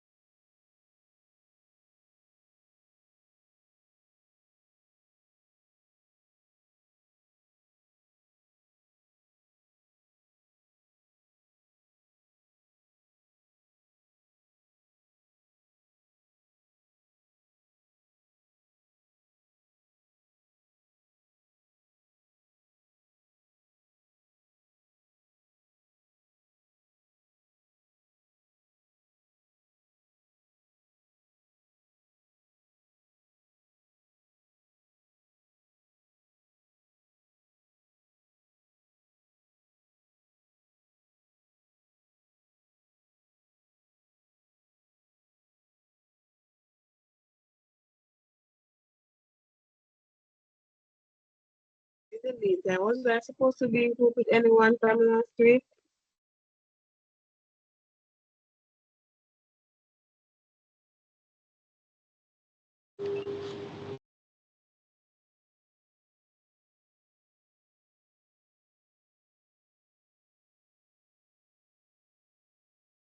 Were you at last week's class, Kamisha? No, I was. Same here. So I'm supposed to homework. I wasn't at class last week either, so I don't know. I don't know if she's going to change groups or I don't know. But I wasn't in a group. However, I did the assignment or on my own, the activity. I did it too with the problem that you could find in your workplace. Problem solving Right. too. Yeah, man, I did it, but I didn't get a chance to submit it because I had issues with logging in on Teams. Oh, well, I Yeah. can log in.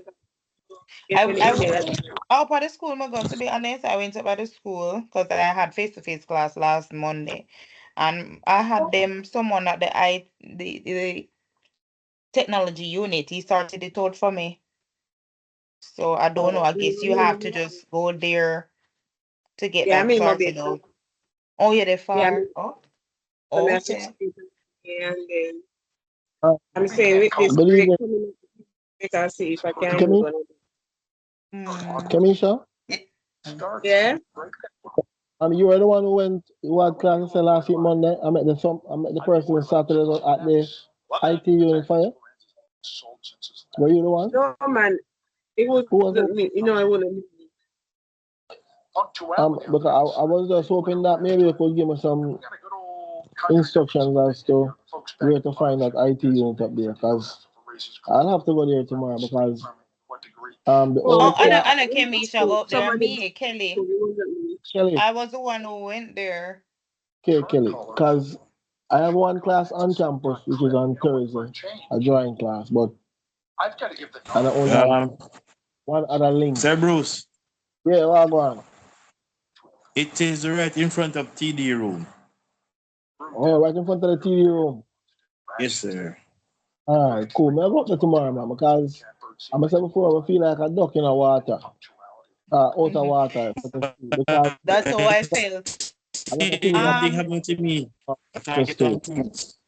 It seems everybody having the same issue. The thing is, I spoke with Mr. Johnson, and he was the one who sorted it out for me. It is best. What you use, your phone or your laptop? Right now, I'm using my phone. From the WhatsApp. Okay, what you could do, being that you use your phone, then yeah, because if it was your laptop, I would have advised you to walk with it.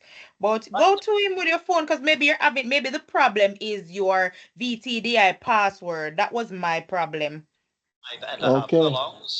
So maybe he's able to detect the problem whenever because what he would do, he can retrieve your email address, also your password. That's VTDI email address and your password. So he will be able to assist you. So you just have to go there, because that's what I did, because I had issues from last year and it finally fixed. If me never go there, then me don't know. What's his name, Mr. What? The persons are doing face-to-face and online, I don't understand. By Russell Buck and Luis Batista. No, man, for face-to-face, are you in I did face-to-face for creative and effective. Are you in beauty services? Guys, were you hearing me? Yes. No, Miss, we never not hear you. Welcome back. I'm hearing you.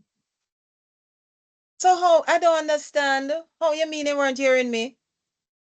None of us was hearing you. For how long? Good while. For so long, till we were having our own discussion.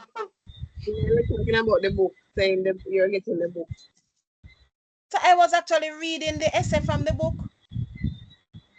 No, you didn't start. You were telling us about the book. Guys, I was reading the essay from the book. We were calling out to you, Miss, and we weren't hearing you. Miss, you never hear me, doctor?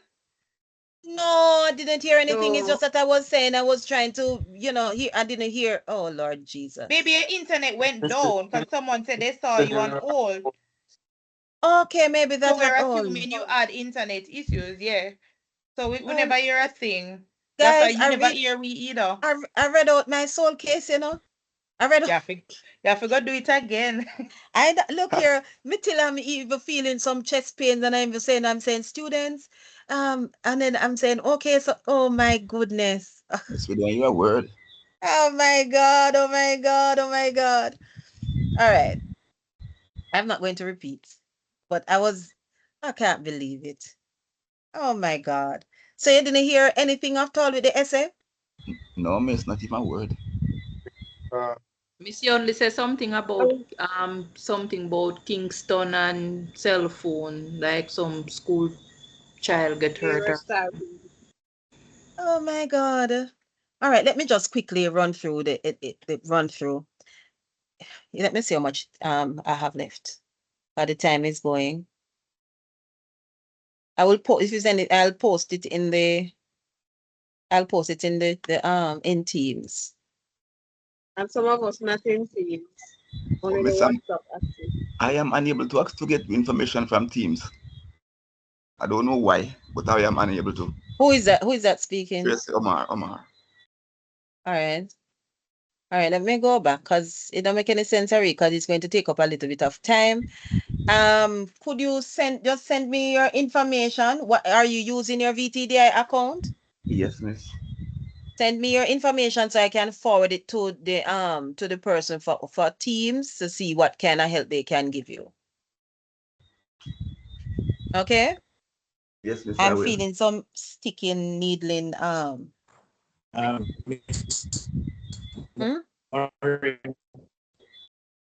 I didn't hear that.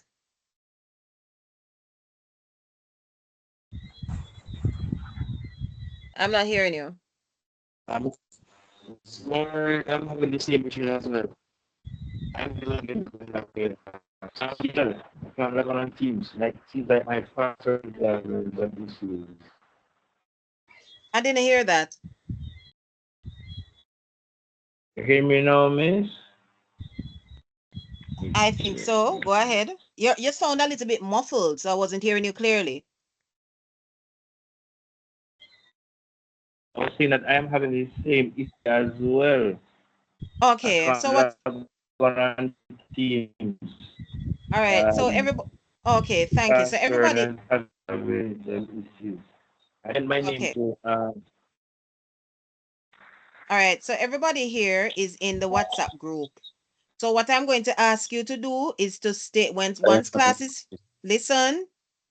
When class has ended, please state your name, put your email address, which is your VTDI email, and state the problem that you are having, so that I can just do one whole scale complaint and just forward it to the Mr. Robinson, who I think I've added him to this class as well, so as owner, so that he can help students. So I'm going to ask, so I will forward it to him, the person who is in charge of Teams, to see how he can best address the issue. So please, guys, just post the complaint in the WhatsApp group, put your name and your email address and forward it to me. Put it in the WhatsApp group, and then I'll forward it to Mr. Robinson. Understood? Christy? Miss, I'm not in the WhatsApp group as today is my first class. Okay, Sarah, can you access chat? I'm going to look through it. No, I'm asking you if you can access the chat in the class now, because I would ask Javon. Where's Javon? Oh, yes, I'm seeing the chat now. Right, so I'm asking,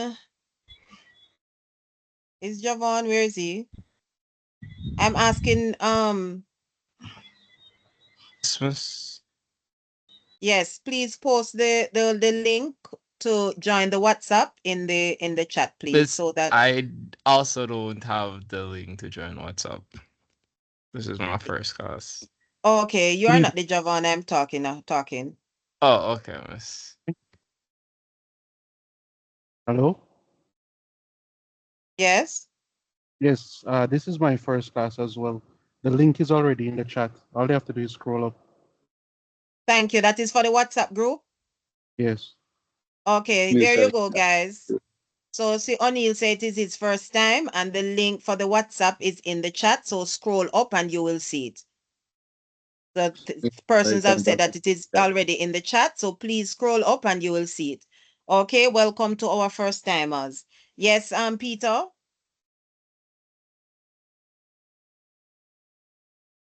Go ahead, Peter. Peter, see your hand up. All right, Kemar, yes, what do you have to say? So I can't access the chat. Pardon me? I can't access the chat, yes. You're using your personal email? No, my school email. Okay. You need to indicate this in the message that you're going to send me in the WhatsApp group. Okay? That you're unable to access the chat and you are using you're using the VTDI account.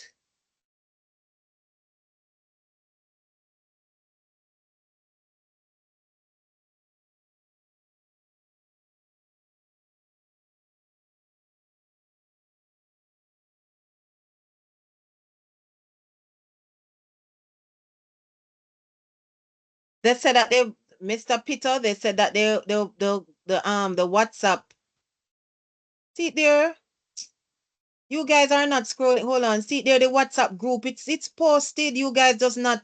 You were told. See there. See this. Yeah. Mr. Fong, you cannot join the group. Right. It's there. It's not Miss. even too far up. Miss, I'm just yes, saying the message from the teams is saying we're having trouble loading your messages. That's what I was just asking. Okay. All right. So just scroll up. So you are seeing it now? No, Miss, it's still saying having trouble loading the messages. That's what I was saying. If someone could just add me. Because Teams isn't showing any of the All right. messages. Is Jaden here? Jaden, if you're able to add the numbers that are there, because people can go add if they add, Jaden, if you can add that number, please. Because you see the thing is in the chat there. Oh, somebody posted this. Let me see what they post. Beautiful this is the pre-writing thing from the last class. Also, for those students who are just joining, in Teams, in the Teams platform, you go to Files and you will see the course outline. You will also see the lessons from previous classes. I will also be posting your assignment, which you have a presentation next week. You will be formed. You will have to choose your groups, and I see that the time is going. So you will also select the groups that you're going to be working in. You're going to identify a problem in your area of specialization, and you are going to identify possible solutions. We are going to be looking at that. So I just want us to complete going through the essay, because you will have a position paper to write. That's the second part of your of module 1 assignment. So the first one is to identify a problem, and you're going to identify possible solutions. You're of course going to research the topic. There is more detail to it. And then the second part of the lesson, you're going to be writing a position paper. You're going to do an outline, and then you're going to have the essay to write. Okay. And then you're also going to be getting a test. All right. Remember that this course comes with a final exam. All right. And I want to make sure that my students excel. So we want to make sure that everybody is clear on what we are supposed to do. Yes, Kemar? Kemar, see your hand up. Okay. All right. So let us continue, because I was over here speaking, reading my my persuasive essay, and not a soul. Right? All right. So anyway, evidential support, whether factual, logical, or statistical, or anecdotal. We looked at that already. Let us look at this. Please read this for me. Who is going to read quickly? Not seeing anything, Miss. Lord Jesus.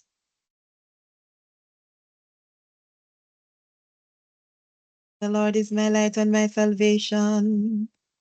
So, so definitely I got cut off. The internet is a little bit unstable. Are you seeing it now? Are you seeing my screen? Definitely seeing it. Seeing it now. All right, somebody read for me. A conclusion that does not simply restate the thesis, but readdresses it in the light of the evidence provided. This is the portion of the essay that will leave the most immediate impression on the mind of the reader. Therefore, it must be effective and logical. Do not introduce any new information into the conclusion. Rather, synthesize the information presented in the body of the essay. Restate why the topic is important. Review the main points and review your thesis. You may also want to include short discussions of more research that should be completed in light of your work. All right, very good. So this is basically saying that your conclusion is not just about restating your thesis.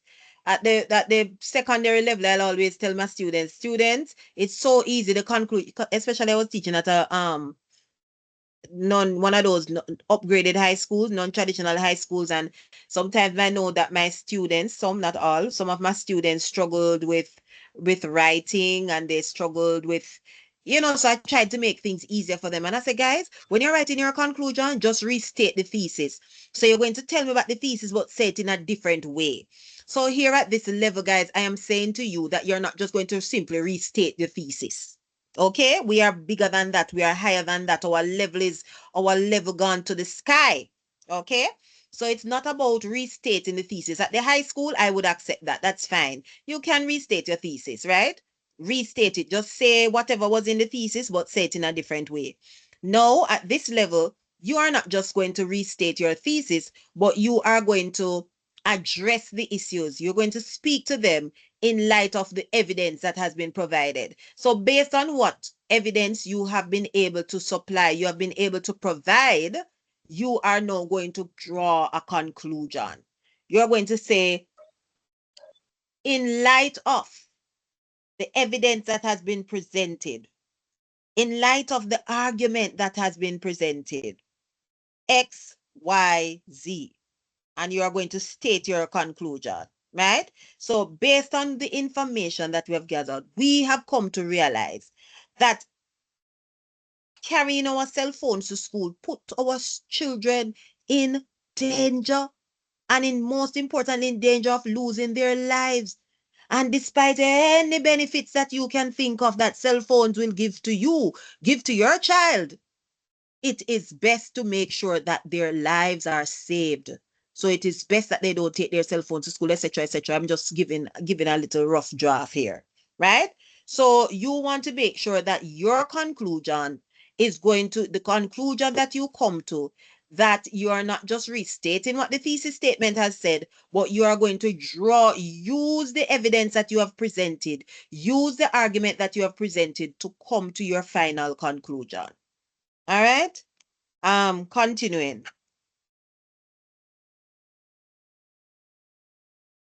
All right, so that is it on Perceive. We're looking at the expository essay writing. Somebody quickly read.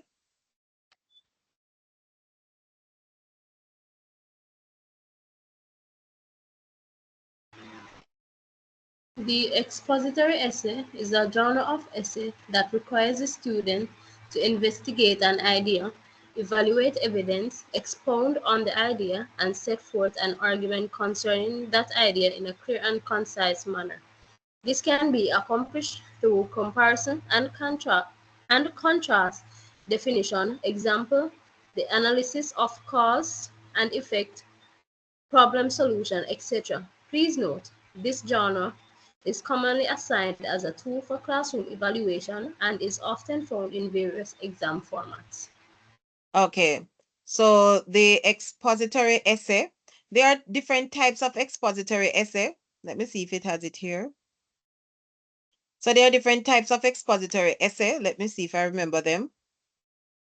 So, okay, so they have it here. This can be accomplished through comparison and contrast. So you have the cause and effect expository essay, where a cause is created, is explained. It speaks about a particular cause of something and the effects of that particular thing. So for instance, it may talk about the flooding that is taking place in certain areas. For example, in Westmoreland, there are certain areas that are prone to flooding. Hold on. In Westmoreland, there are certain areas that are prone to flooding. So when it rains heavily,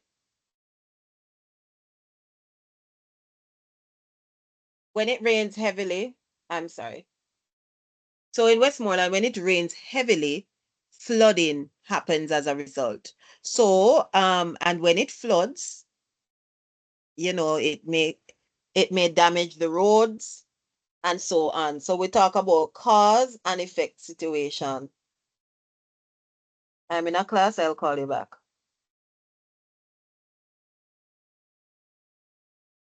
Okay.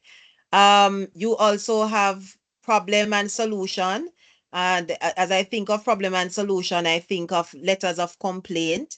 You outline a particular problem, but you include solutions. This can be in forms of articles as well. Articles, you can write an article to the newspaper.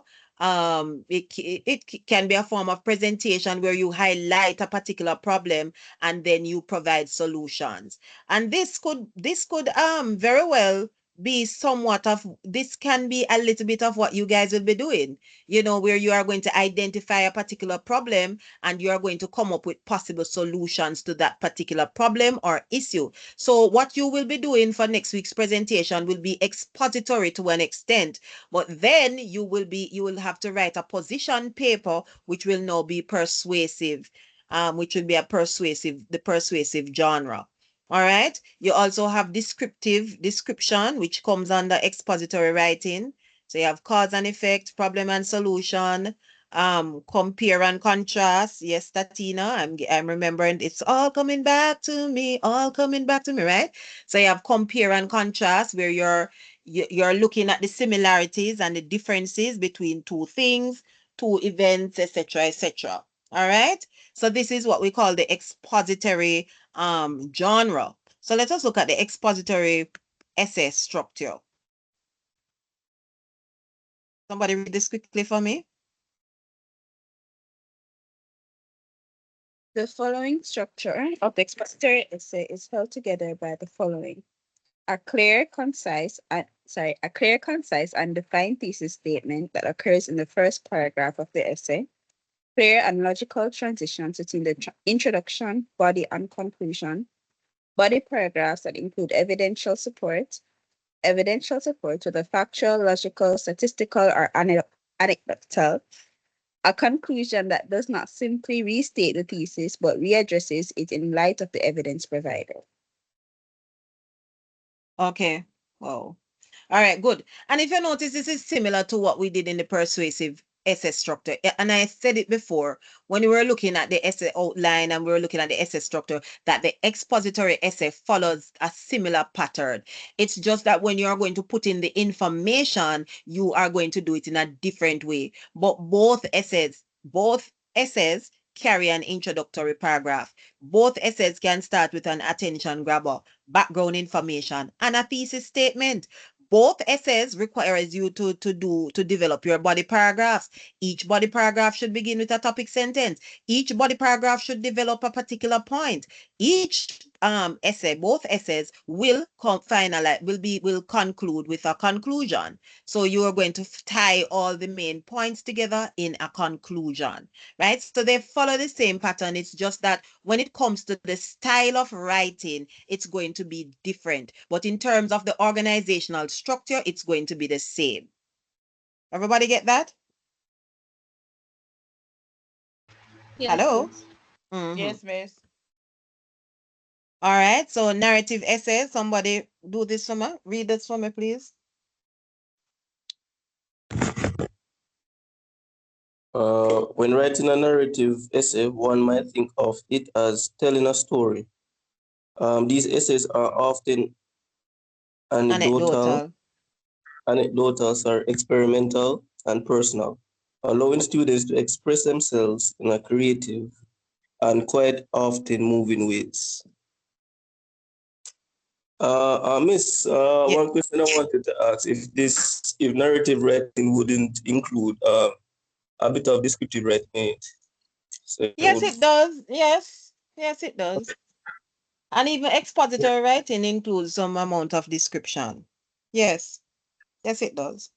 So if you're going to write, and for example, choose to write a descriptive, well, sorry, a narrative essay, wouldn't it be kind of difficult to probably differentiate?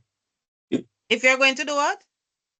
If you're going to write a narrative essay, wouldn't it be difficult to differentiate between a descriptive and a narrative essay? No, they are totally two different things.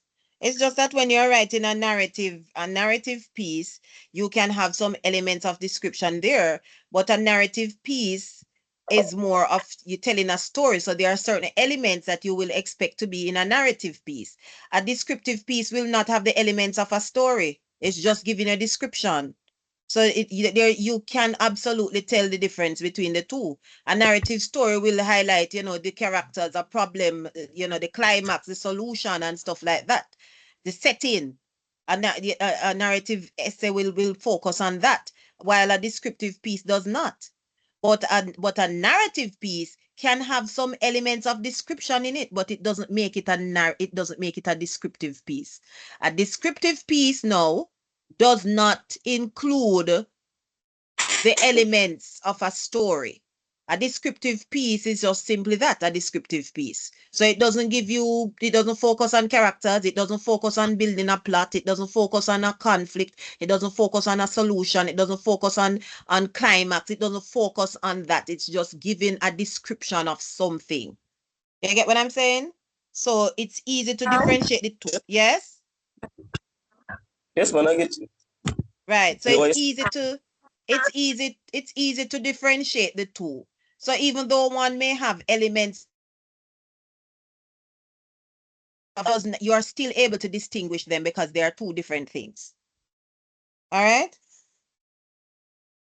Yes, miss. All right. Guidelines and structure for narrative essays.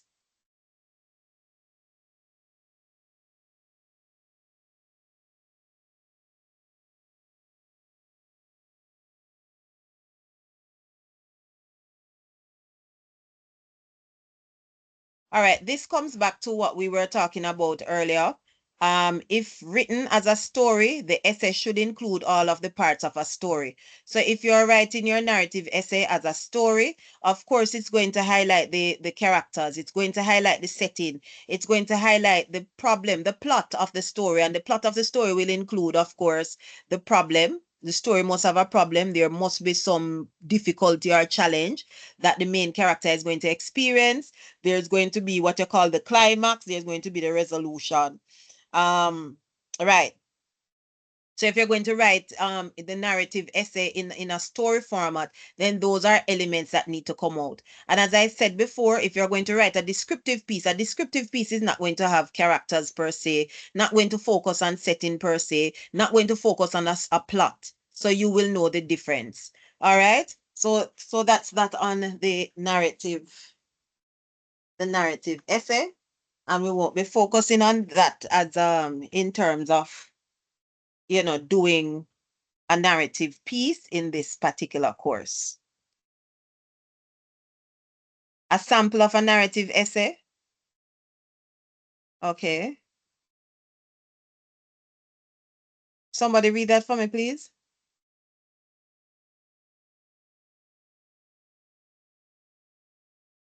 Learning something new can be a scary experience.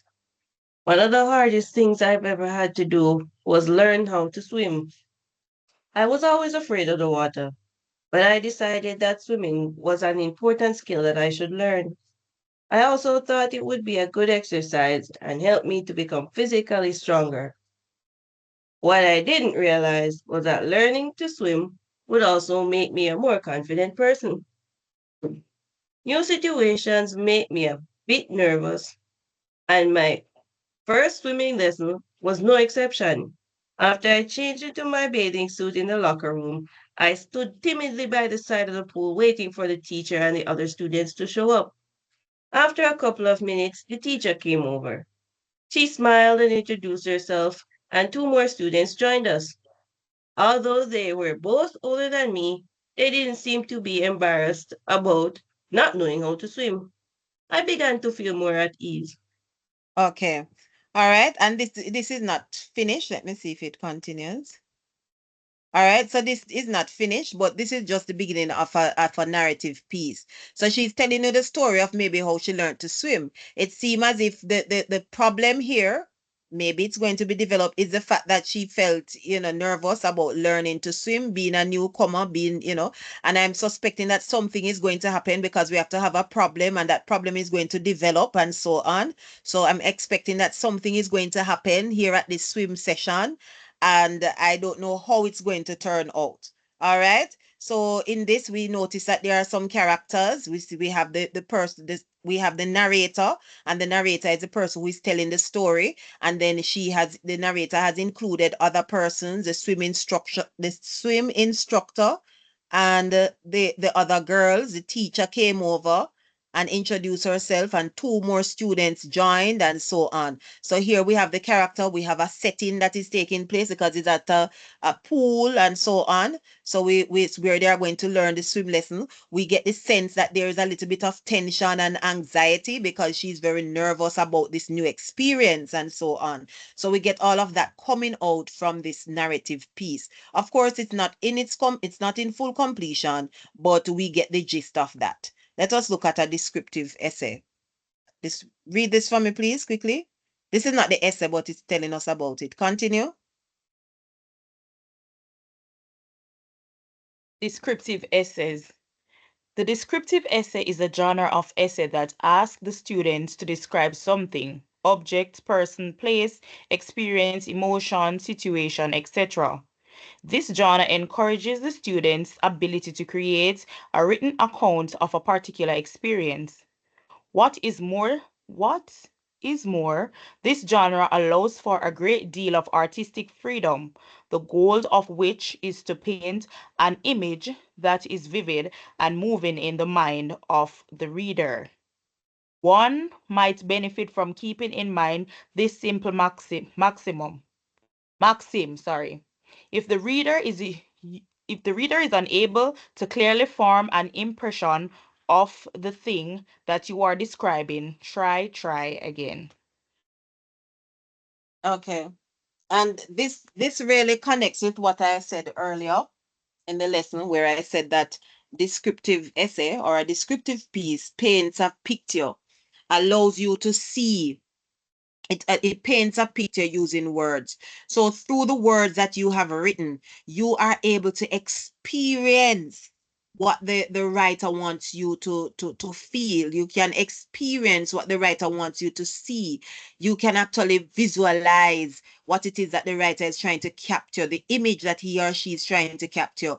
You can actually feel the emotions. You can actually smell, whatever it is that they are describing. All your senses are engaged. In descriptive writing, your senses are engaged with the information. So it is done in such a way that it captures it captures or captivates all your senses. I have a friend many years ago, when I was in sixth form, and she was describing a particular experience, and I will not tell you what kind of experience she described, but she described an experience, and may I tell you, say, I will never forget how she used the word. Say I used to be at school with some bright people. The way she used the word, up to this day, I'll never forget it, because of you, because of that description, I made sure that I did not find myself in the situation that she found herself in at that particular time. Okay, I had to wait a little before I decided, because when she wrote the description, I felt the pain, the agony that she endured. I felt, the anxiety, the everything, the tension when she, we used to love write. She used to write in her journal diary and so on, and she would share them with me because, we were very good friends. And the description, allowed me to visualize. And so it's the same thing when somebody writes in such a way, you're able to see, you're able to smell, you're able to taste whatever it is that they are, presenting to you through words. So they are able to capture it in words. Let's continue. Tips for descriptive essay writing. Take time to brainstorm. Use clear and concise language. Choose vivid and clear language. Use senses. Choose words which impact the senses. Tell what you were thinking and experiencing, and leave the reader with a clear impression. Be organized. Okay, very good.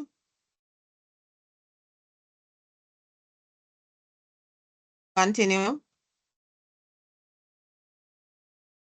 Recognize thesis, topic, sentence, supporting ideas, and illustration. The thesis statement is a statement that sums up the central point of your paper or essay. It usually comes near the end of your introduction. Your thesis will look a bit different depending on the type of essay you are writing. But the thesis statement should always clearly state the main idea you want to get across. Everything else in your essay should relate back to this idea. Very good. Continue. Continue. Topic sentence. This topic sentence, statement of the main idea. It is the statement under all the other material in the paragraph. Examples, reasons, facts, details, and other evidence can fit. All right. So we talked about thesis statement, and we talk about topic sentence. Now we said the topic sentence is really the main idea of the paragraph. It's what the paragraph is focusing on. And the thesis statement is really what the entire essay is really about. Continue.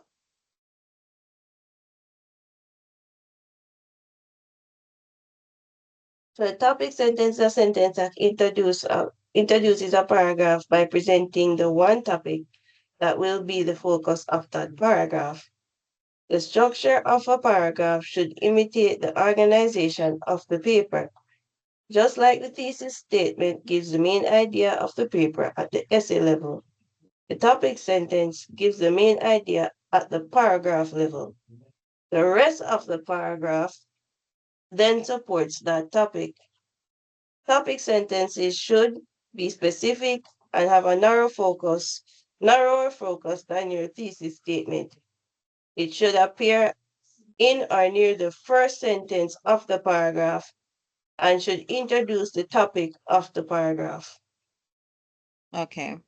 So the topic sentence really tells us what the paragraph is about, and the thesis, I've said this already, I've said it a million times, and the thesis focuses on what the essay is all about. Your thesis, normally what a thesis does is that it will include the main points that you will be discussing in the body paragraphs. And actually, unfortunately, when I was reading the essay, you guys, I got cut off, whether by internet or whatever the case may have been. But I will actually post it in Teams so that you can get a clearer idea. Let us look at supporting details. So when you have your topic sentence for your paragraph, you must ensure that you have supporting details. Supporting details can come in different formats. Of course, this is where you're going to expound on this point. You're going to prove it. You're going to, provide evidence. You're going to provide quotations. You're going to provide statistical data. You're going to provide information that helps to support your topic sentence for each paragraph. Let's read. Continue for me. Supporting details. There we go. Supporting details. A paragraph contains facts, statements, example specifics, which guides us to a full understanding of the main idea. They clarify, illuminate, explain, describe, expand, and illustrate the main idea and supporting details. Determine supporting details. Decide which details help to further the storyline. Decide which detail help to understand the main idea. And answer question raised by the main idea. Who, what, when, why, or how. Okay. So that part where you talked about, it was really determining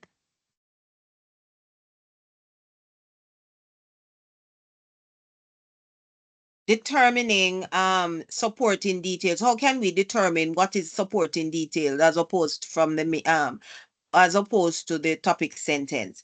Now, once you have a topic sentence, again, we say that governs what the paragraph is going to be about.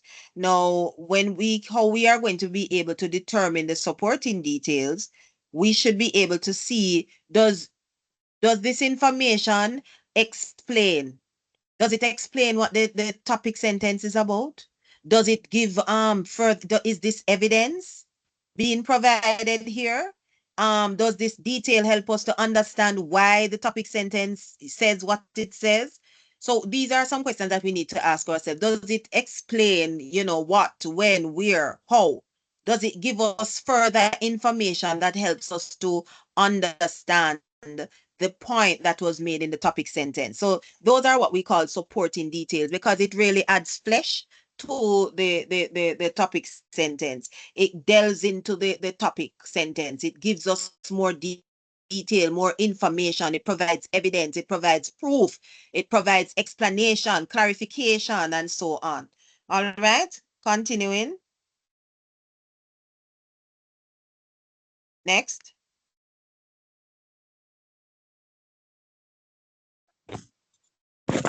It's on the same slide.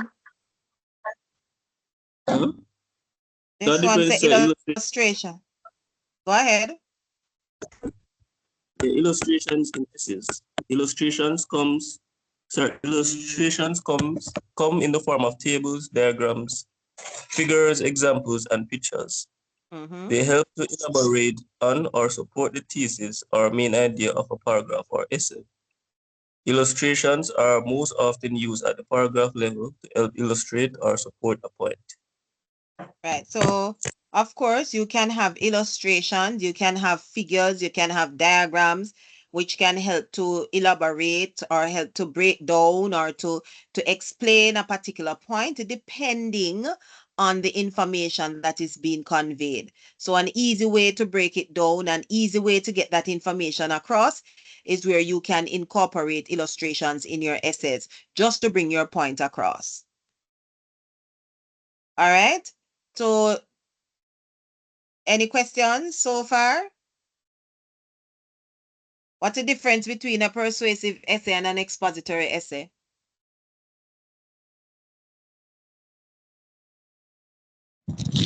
It's the expository essay gives you the facts. It is mostly factual. While the other one, the persuasive essay, is more the viewpoint of the person giving the story, telling the story. Okay. Thank you. Very good. What's the difference between a descriptive essay and a narrative essay?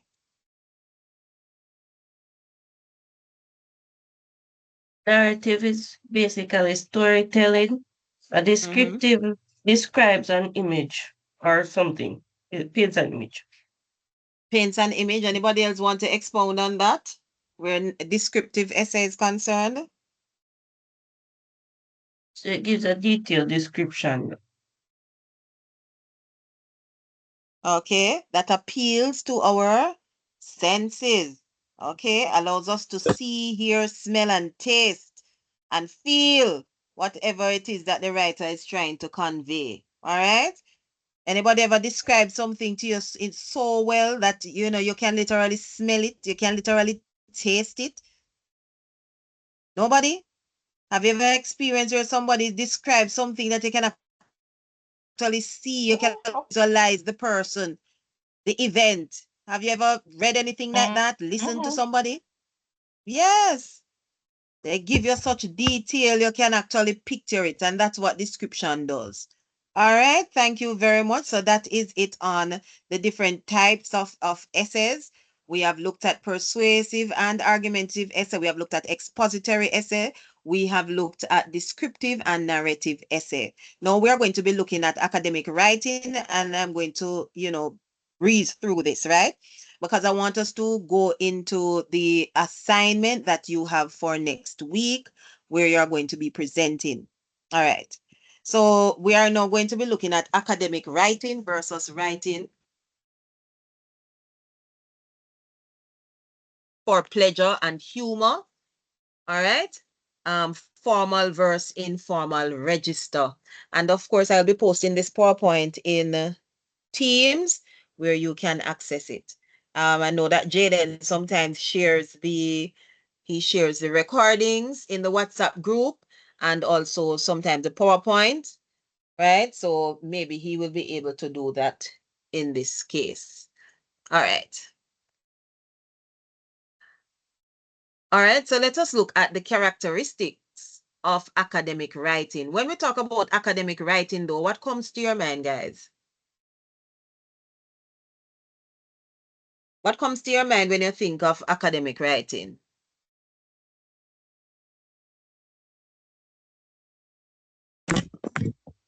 School. Huh?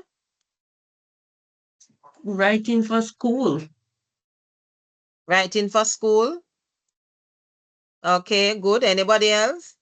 Writing informative piece to present to other people in your expertise. That wasn't clear. Repeat that. Writing a piece to for other people in your expertise to read. Okay, writing in your area of expertise for other people to read. Okay, fine, fair enough. Yes. And as was pointed out earlier, it's writing for schools. You know, academic writing is really a sort of it's a standard type of writing that is acceptable or accepted within at the tertiary level. It is a formal style of writing, and it is really the standard that is used by scholars. Okay, scholars and scholarly publications. And what we talk about scholarly publication, this include like journals, it include research, right? Things that are aligned or associated with, high level studies and high level written pieces, which we attribute to when we speak of journals, we speak of research papers and so on. So it is really a high standard of writing that is really the standard accepted within universities and so on. So you know that this type of writing requires certain elements of from us, as students and persons who are at this level. Whether we are teachers or we are students, we are expected to write in a particular way. We are expected as, yes? It's like APA format? APA format is also, well, APA comes into academic writing because that is really a type of referencing. Because in academic writing, you want to make sure that you credit, you pay respect to the work of others, the persons who have provided you with information that you are using. Because in academic writing, we frown upon plagiarism. Plagiarism is where you use other people's work and present it as your own, or you use other people's words and present it as your own. What you want to do is to recognize that other persons have thought this particular way. They have these particular views. They have shared their particular ideas, and you agree with it, but you want to share that this was expressed by John Brown. This was explained by Susie Thomas. You want to express that so this is where we use the APAs. APA is not the only one, but that is what we use here, right? When I was at university back in the days when Wappy killed Philip and when Jack was a boy. So when I was at university, I didn't use APA because I was in the humanities and I used MLA. Okay, so that's another referencing style that's normally used by the humanities people who study history, literatures, and so on. They use the MLA. Those who do the sociology and the psychology and stuff like that, they normally use the APA style. And APA has become much more popular than it was when I was at university. All right. Yes, so that is included in academic writing. So that is just one branch of academic writing, and it has to do with referencing, being able to identify and recognize, the sources from which you have gotten information. So that will come under academic writing. Now, when you're writing at the primary school or high school level, you may not pay much attention to all of this. You may not pay attention to the plagiarism. You may not pay attention to the use of proper referencing. But when you come at this level, because you want your work to matter and because you want your work to be credible, credibility at this level is so important. You want your work to be credible. So you're going to make sure that you incorporate some of these characteristics that we are going to be talking about. So one is that one of the characteristics of academic writing is that you should be clear and concise. We don't want any circumlocution, go around corner to get to a point. We don't want no excessive wordiness, right? Unnecessary jargons that are used. Be clear, be concise. When somebody reads what you have written, they should automatically understand. It should be so clear that they get it. It should be so concise that the point is gotten across effectively. You want to also make sure that another characteristic of this academic type of writing is evidence-based content. So you're not just arbitrarily coming up with a perspective, coming up with a particular viewpoint. You want to present evidence to back it up. I mean, just mean one piece of evidence, but you should have several to back up a particular. You want to back it evidence-based. This is academic writing, not the pure writing. And if you were listening to the essay, but you weren't, if you were listening to the essay that I was reading, you would realize that is really that essay. I could not really use it as an example at this level. Yes, I could use it to show you how you could write a thesis statement. Yes, I could use it to demonstrate how you use transitional words and phrases. Yes, I could use the essay that I was reading to show you how you can, for each topic sentence in your body paragraph should connect to your thesis statement. So I could show you that. I could use that essay to show you how you organize your essay, the introduction, the body paragraphs, and the conclusion. I could have done all of that. But when it comes to strong evidence-based information, where information is research, it would be lacking in that area. You understand? At this level, we want students to provide evidence, provide research, evidence based on research that you would have done. You must also include a formal tone, so it can't be casual. So the language you use must be formal, right? So you want to make sure of that as well. Structured writing. So academic writing is very structured. It's clear. So of course we have to have our introduction. In some cases, you want to establish the methodology. You want to establish, these are certain things. Conclusion. You want to have it in sections depending on the type of writing that you are doing. If it's a research paper, you want to, of course, have your introduction. You want to have your methodology. You want to look at how data is collected, how the information is analyzed, conclusions that are drawn, things like that. So you want to make sure that everything is clear and that it is well structured. You know that this is the introduction, this is the body paragraph, or this is where the methodology is. This is where we are going to be discussing the data and so on. So it must be well structured, well organized. And also a uniform citation style. And this, of course, in reference to you must have some form of citation. Again, you cannot, at this level, you can't write an essay or a paper without using references, without using citations. And citations is where you're going to incorporate the work of other people, but you are going to indicate their names. And you know that at this level, we are using the APA format, right? So at this level, you must do research.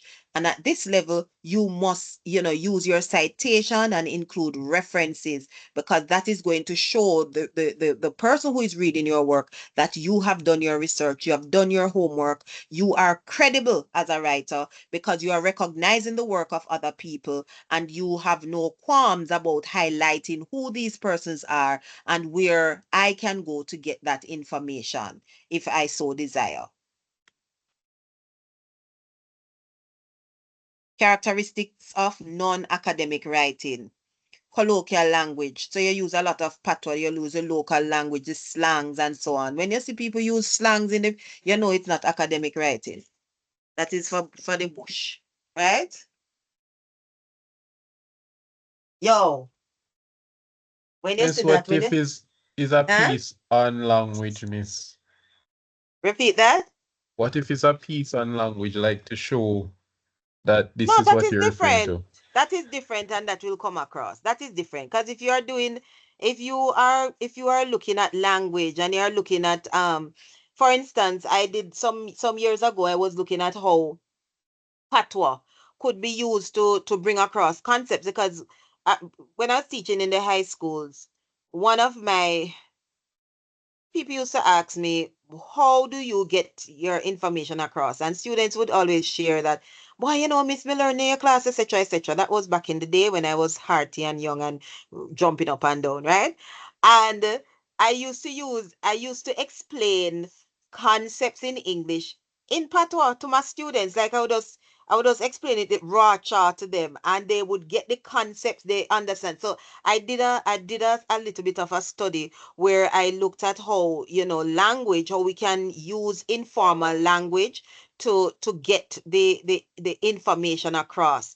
And there was a discussion about, yes, moving them from, there was a discussion about how we can get them from the informal, though, to writing in a formal way, because there are those persons who were of the view that, if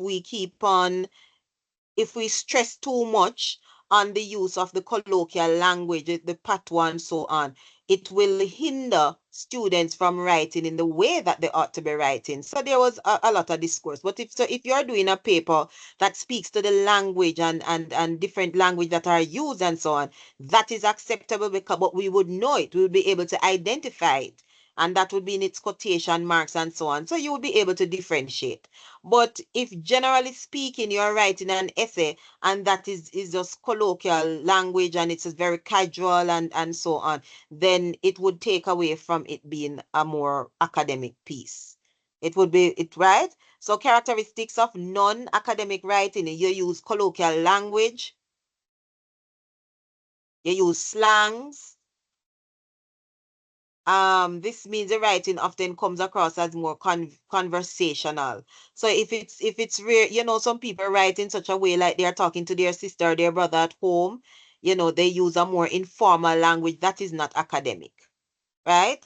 Informal tone, personal opinions, the writer's personal, this is my personal view. Well, I don't know why people say personal view, because that is redundant to me, but my view is so and so and so and so, right? That is none. If you're sticking to just personal opinions and so on, you don't write it as your opinion per se, but there's a particular way to do that. There's less formal structure, so they don't stick to, how we would have looked at, the introduction, the body paragraph, the conclusions, and so on.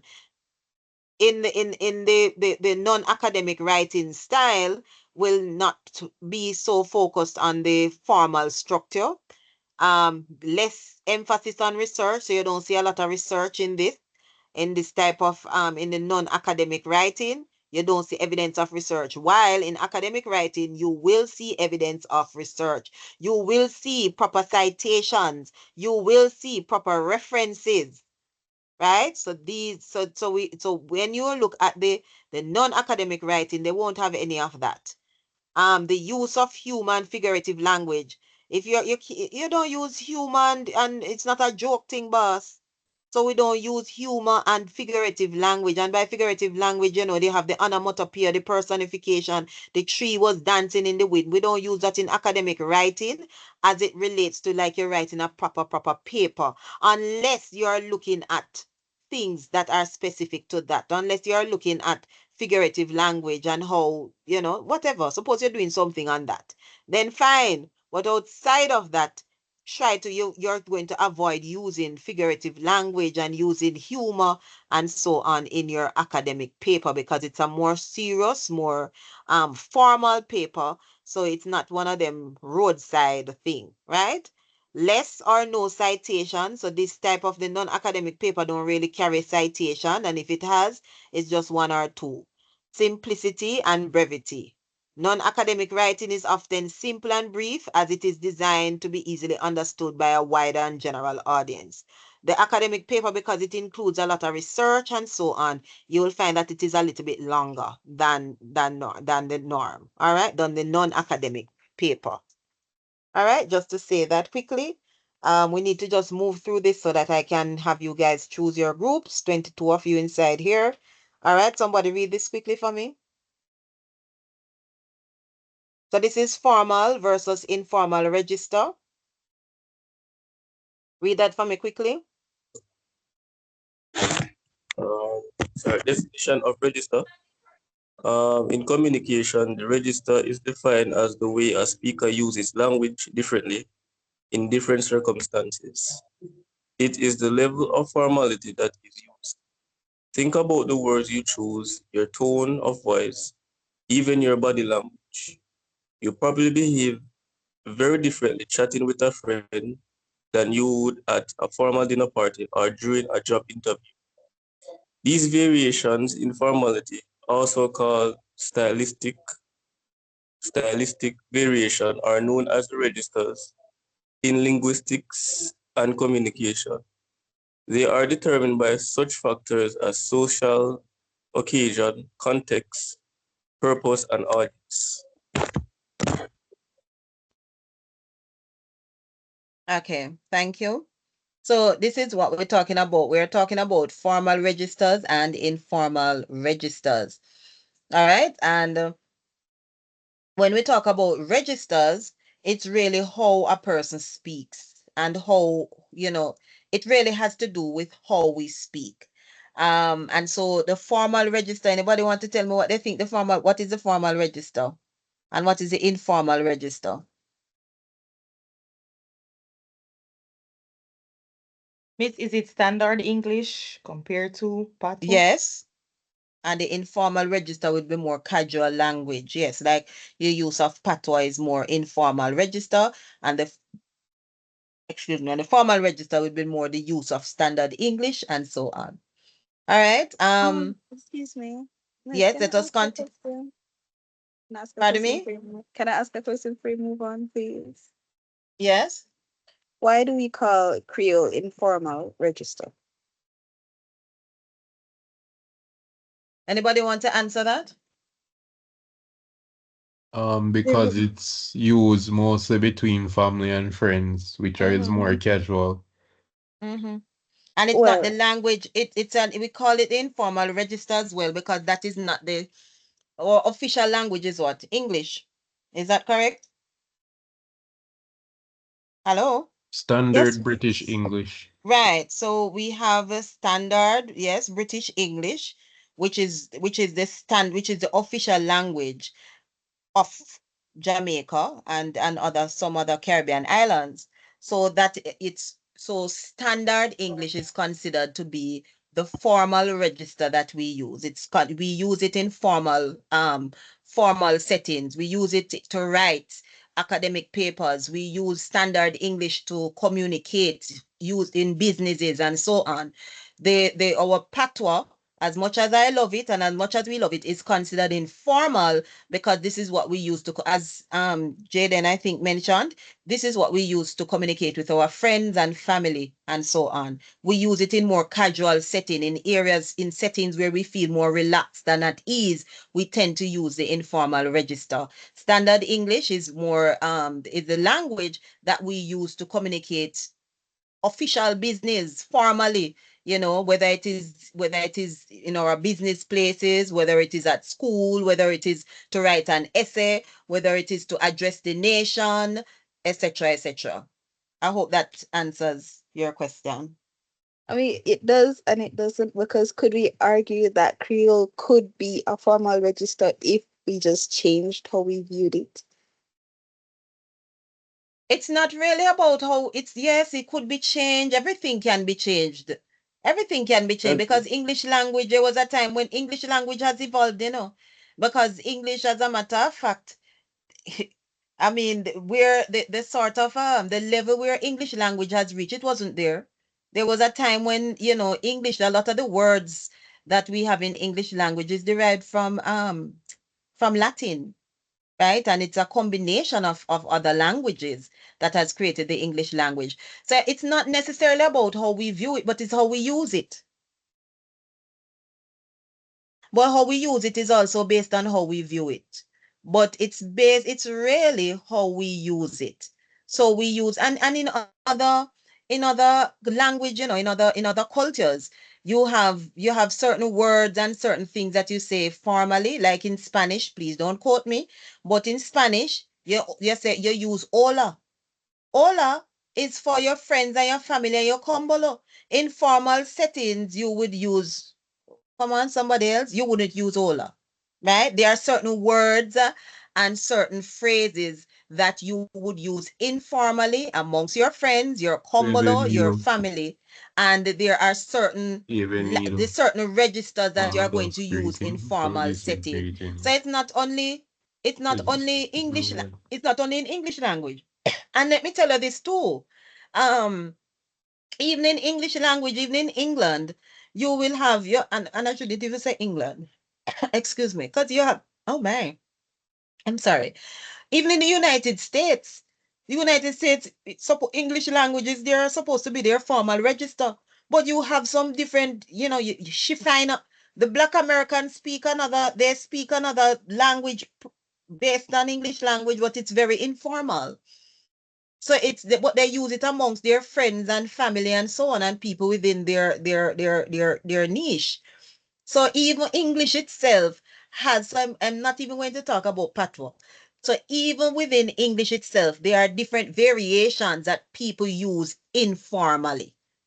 You get what I'm saying? So it's not just patois being considered informal, but we say it is informal because it's more, and remember that patois is more of a spoken language than a written language.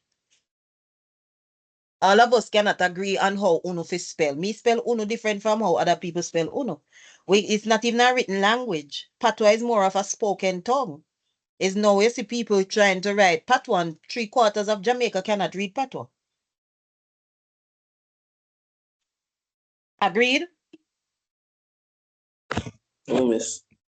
You never try to read one story in a patois yet? See how uno struggle. Yes, miss. See how uno struggle. Right now, if That's I not put true. a paragraph in patois, see how uno struggle with it. That's not true. Miss. Huh? That's not true. No, That's not true. I am not asking you. I'm telling you. I'm not asking. You'd have to read it a couple times to really get it. You would struggle with it. I'm not asking. You'd have struggle with it a little. Yes? Miss, can I ask you ever watch Passion of the Christ in patois? No, I haven't watched it in patois.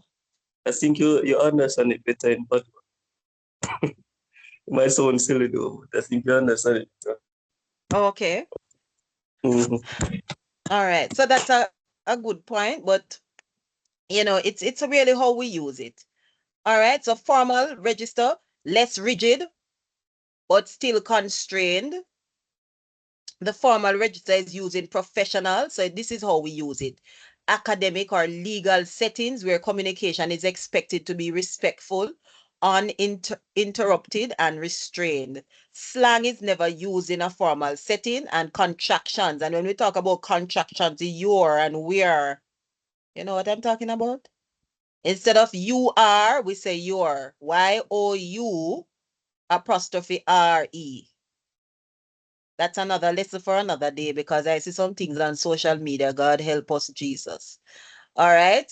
So I'm just breezing through here.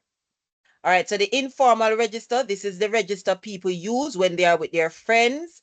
And this doesn't have anything. And again, to the person who asked the question, it doesn't have anything about to do with looking down on anybody or anything per se.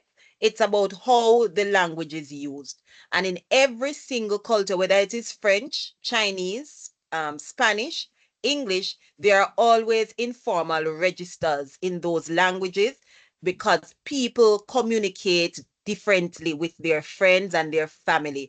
There's a language of familiarity that people will use with each other, where they are less formal. So they use a different register, which is what we call the informal register. So it happens in every language. So it's not necessarily a looking down upon the language, the patois as a non-official language, but it's really that the language that we use when we communicate with our friends and our family and people that we feel comfortable around and we feel, relaxed with. All right.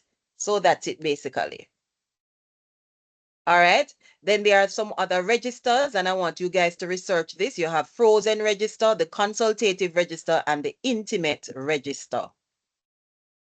All right. So the frozen register has to do with, like, for example, the Constitution. These are things that don't change. The national anthem, the national pledge, those are like, what we call the frozen register, right? It said this form is sometimes called the static register because it refers to historic language or communication that is intended to remain unchanged, like a constitution or the prayer. The Lord's Prayer. The Lord is my shepherd, I shall not want. It not change. So that is frozen. It remains as is, right? The national anthem, Eternal Father, bless our land, and before God and all mankind, for our pledge, and so on.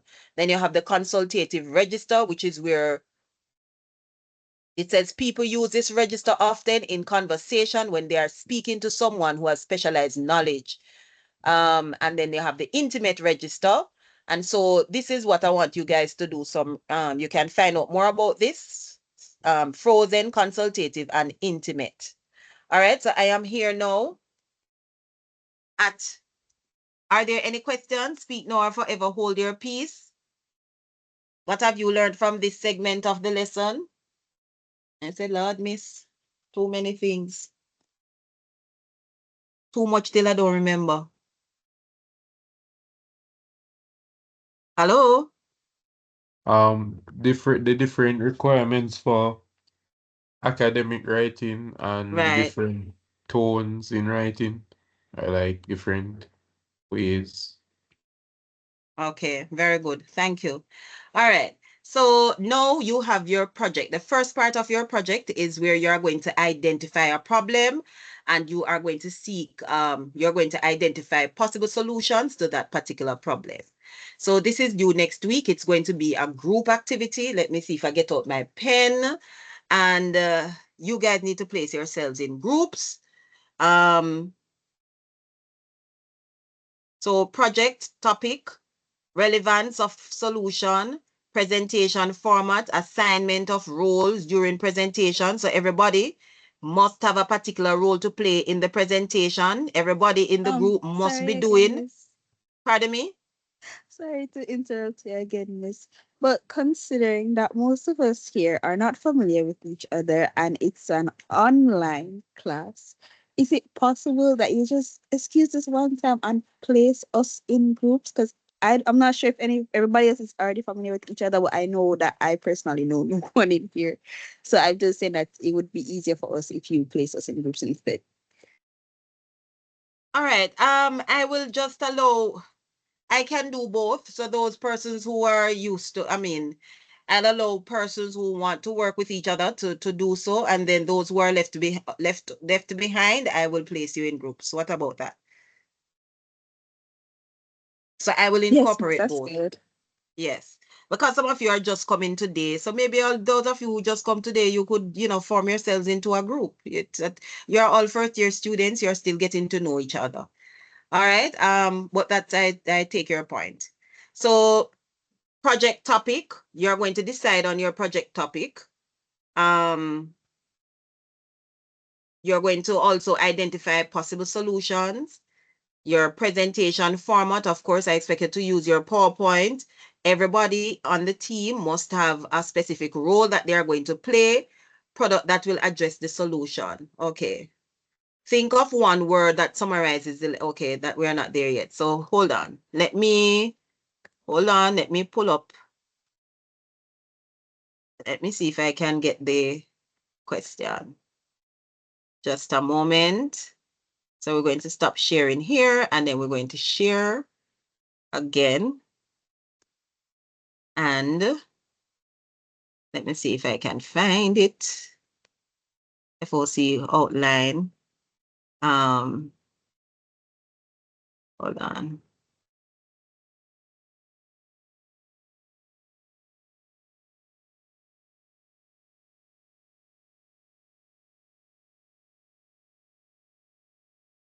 Assessment plan.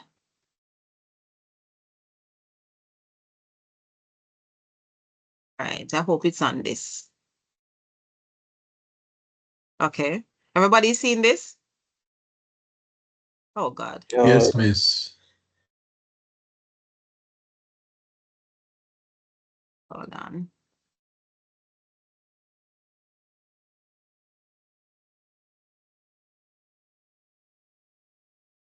Hold on. It just came off my thing, but I'm glad that it is still up for you, but I am not seeing it. Hold on. Let me click off that. Okay, position paper.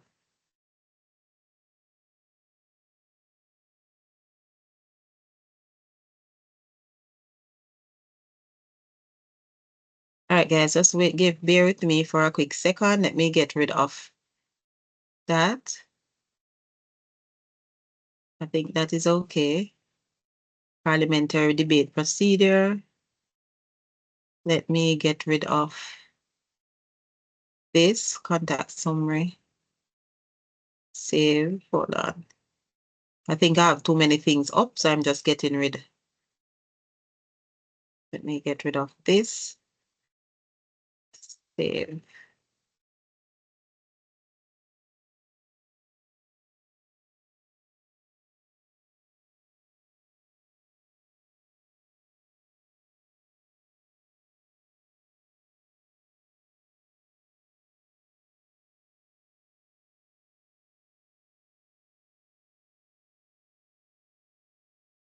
Okay. All right, everybody's seen that now? Yes, miss. Okay, beautiful. All right. So somebody read this for me quickly. I want to get out of here. So communication process, reading and presentation.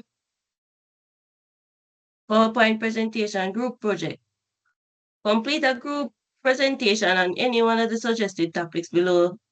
This should include identifying the problem that exists from the selected topic, giving a rationale for the topic selection, researching information on the selected topic to determine research questions on the selected topic, at least 3 questions, and suggest at least 3 possible solutions for the problem.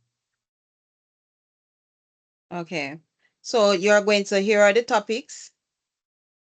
Okay. Read the topics. Here are the suggested topics. If you want me to add one to it, well, I have added the TVET, so I don't know what other for you guys. And they are different.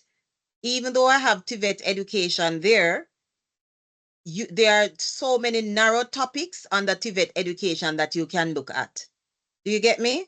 So Yes, it's just that you're looking at TVET. or TVET education, but you can select an area that falls within that. So please highlight the topics for me quickly. ICT in education, housing development in Jamaica, performance enhancement sports, performance enhancement drugs in sports, Black women and Black hair, construction, road fatalities, flooding, and TVET education. All right. And the due date, of course, is October 14th to 18th. And that is when you have class. So this is when you're going to have the presentation. So for this particular, what you're going to do is select your topic. So you can select whether you want in 1 to 8. You select one of those topics. You are going to narrow your topic. And I need you to share those topics with me by now and tomorrow. At least in the WhatsApp group, you should be able to share with me. Let me see, let me approve or so, right? So how many people to a group? Well, there are how many of us here now? So we can have 4 persons to a group. 22. 4 is 16. So one group would have 5. Yeah, one group will have 5, but I'm sure that other groups, I'm sure that there are persons who are not here. Isn't there persons who are absent right now? So Not sure. technically, yes? Not to my knowledge, miss. Everybody is here now? Except one person was here earlier. Who is that? I'm not sure. There was 23 people before. Okay. All right. So basically it's 4 persons to a group. And one group will have 5 and any other person, we could, any other person, hello? So we could have 5 persons to a group. And when other persons join in, I'm just asking you guys to accommodate those persons who may be late. Okay? And ensure that everybody does something. Okay? All right? So you're going to identify, so complete a group presentation on one of the following suggested topics below. And you're going to include identifying a problem that exists from your selected topic. So you're going to look at it from a problem perspective. Identify a problem. What are the effects of let me see. Which one we're going? Housing development in Jamaica.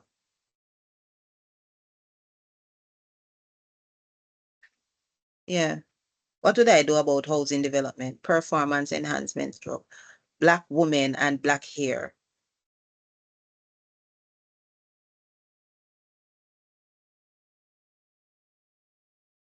I would want to do something with Black women. We have anybody in here who do beauty services? You should have really been here, no, but we have people in here who do beauty services, right? No? Good night, Mrs. Murray. This is Yes, Michelle. yes. I do beauty services. So what you're doing here, Michelle?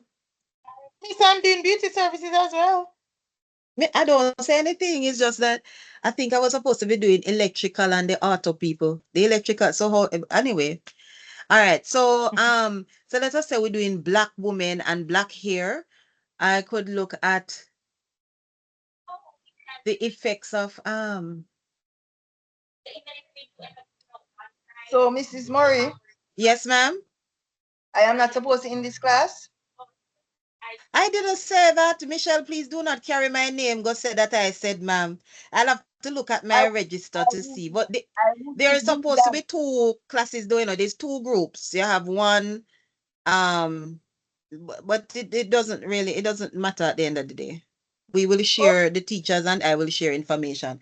But what I'm saying is that this class was initially for the auto and electrical group. And then there's another class with the beauty services and what's the other group? Construction or so, I think. But it is still the B.Ed. It's the B.Ed Applied Sciences group nonetheless. It's just that they are grouped. You understand? Okay, no problem. Mm-hmm. All right. So repeat that. I spoke to you on Friday face to face. I know Michelle. Yes, I know. Yes, yes. Okay. Michelle, Michelle and I have met. Okay. Yes, face to face. So Michelle, yes, Michelle, I'll give you a high five. Whoop, whoop. All right, Okay. thank you. All right. All right. So let us say that let me see what I would say about beauty services now. What would I say about Black women and Black hair? The negative, I think I would want to do. Guys, you know what I want to say about Black women and Black hair? It's an issue for me, I don't know if you guys are not going to like me for this, but I am going to say, I'm longing for the day. I have a dream that one day we will proudly, as Black women, wear our natural hair in its natural glory. Like we won't be embarrassed or ashamed of it. I just don't love the wig wearing mentality that we have. I just hate it. I've never seen anything that I hate. So I shouldn't say it like that. I just don't like it. Maybe I'm coming off too strong. I just do not like this wig wearing thing that we have. I don't like it. And it's like we are just hiding our natural hair, and then now you have this thing called what you call it? What the wig name? The lace front. And you say the lace not showing, but me can see says the lace. And then you have what is something name? The baby hair, which look and then cover it, and then you have the I am sorry if I am insulting you, my apologies, but I am just expressing how you can tell me how you feel too, right? And then you have use the what is something name? What the paste want to use to put in the baby hair? The edge control, and then after 2 hours the edge control dry up, and then when you look, I just don't like it. I just believe that we need to have take greater pride in our natural hair. Why is it that why?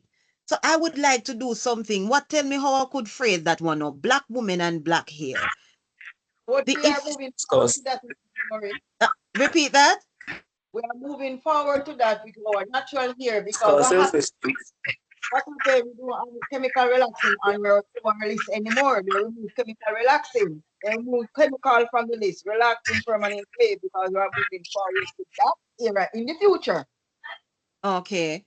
So maybe I could look at the effects of wearing wigs on Black women, over relaxing, too much processing of the hair, the relaxing of the hair, and so we could identify that as a problem. I'm just saying that the negative effects of relaxing the hair.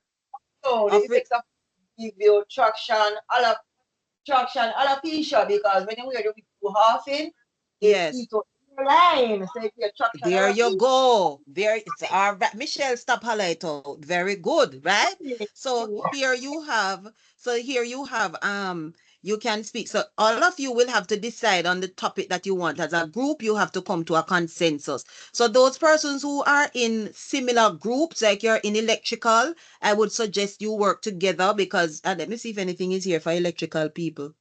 Anything is there for electrical people? But the TVET would cover housing development.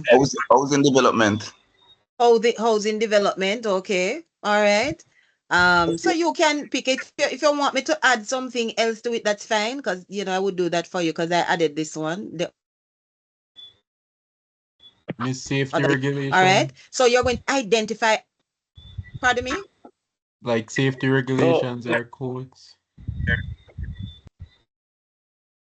Housing development is the more come under construction, I guess. Construction group. Yes, that's what I figured that it comes under construction. So, but wouldn't electrical you could link electrical and in housing nonetheless, couldn't you? No, like you could, because remember that these are just broad topics. You can look at a more specialized subtopic under these broad topics. Well, you understand?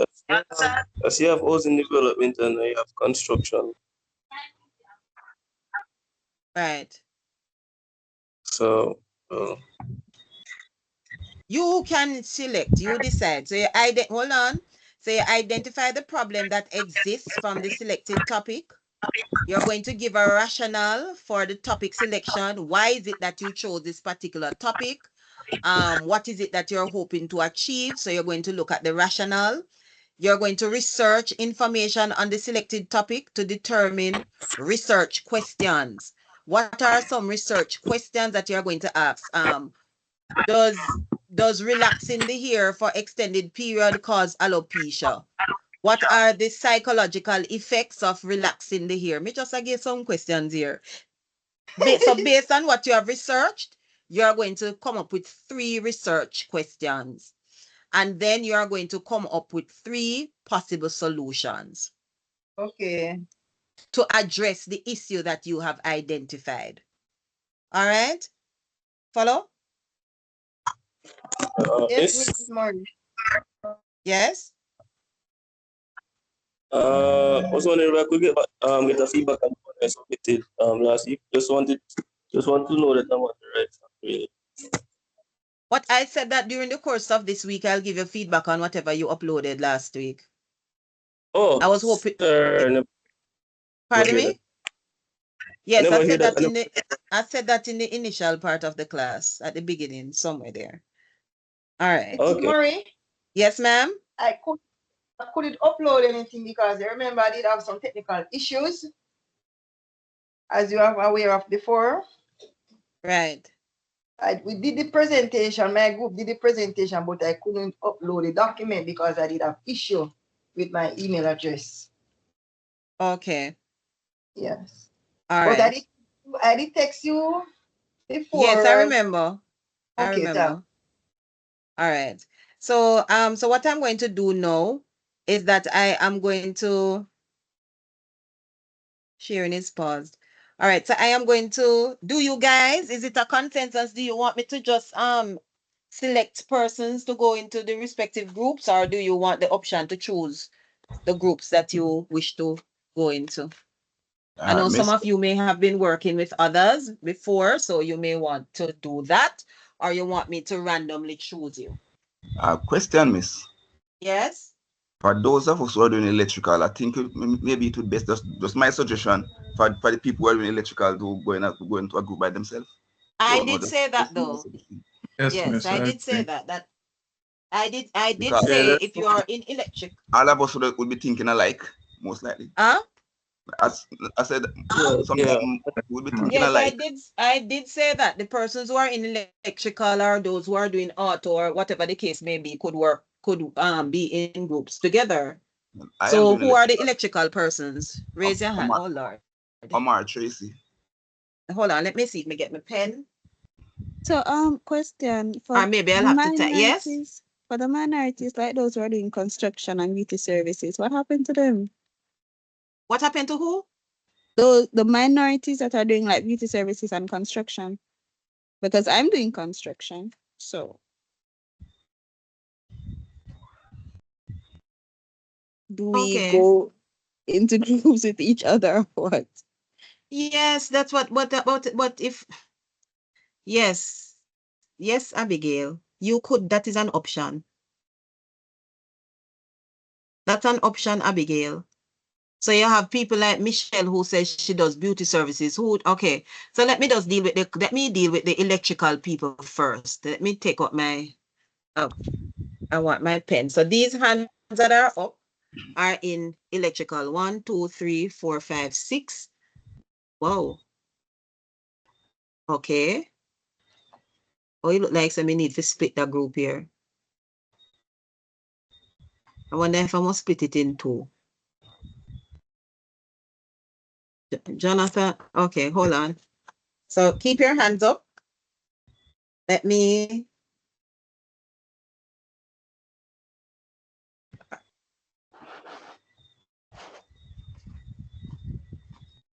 Okay.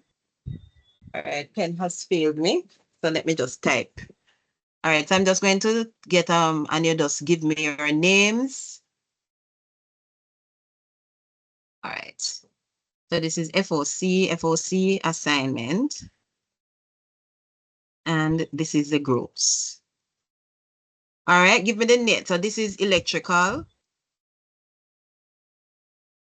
right, let me get the names, please. Omar Tracy. Brown. Omar Tracy. Next person. Next Javor person? Watts. Huh? Javor Watts. Javor. What's the last name? Watts. W-A-T-T? S. Next person?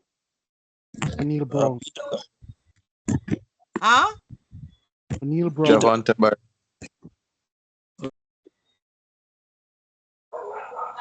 One person, just give me the names of those persons who are in electrical. So I have Omar, Tracy, Javor, what? Who is the next person?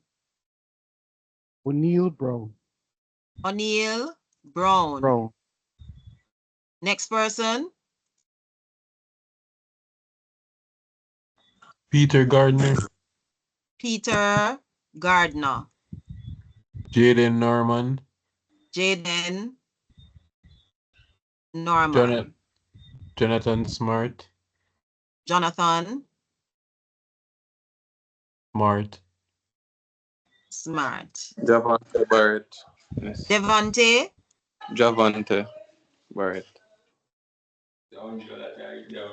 Hold on, this look like it going split, man. Look here, yes, who again? Is that everybody? All right, this group has to be split. Who else you have in electrical?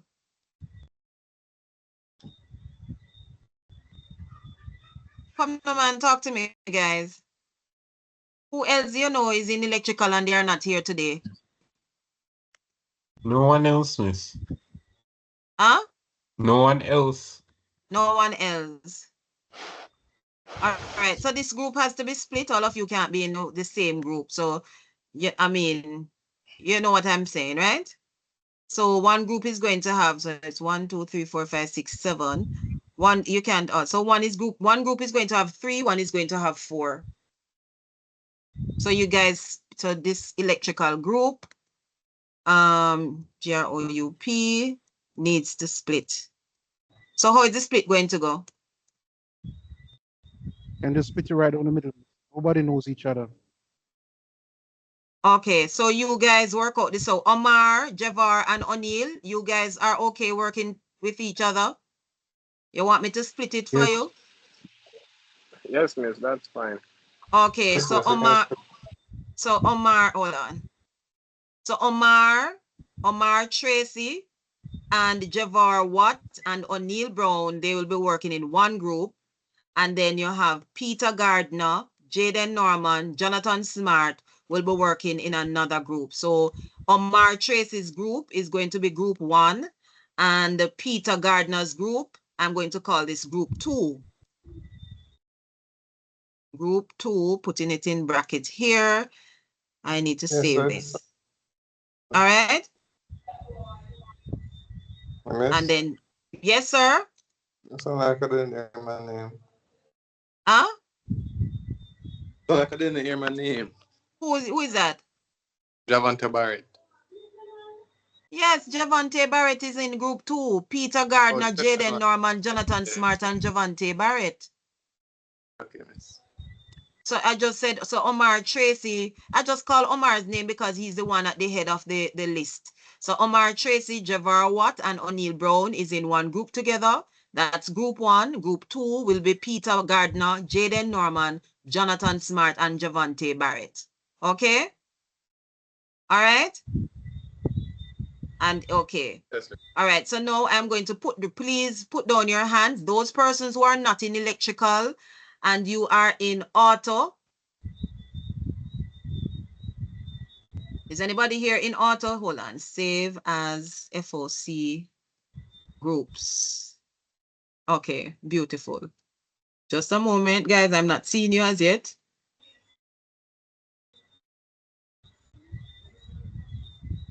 I'm just making sure that I save it.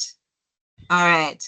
So those who are in auto, Sarah, Christian, and Kemar Hayden are in auto.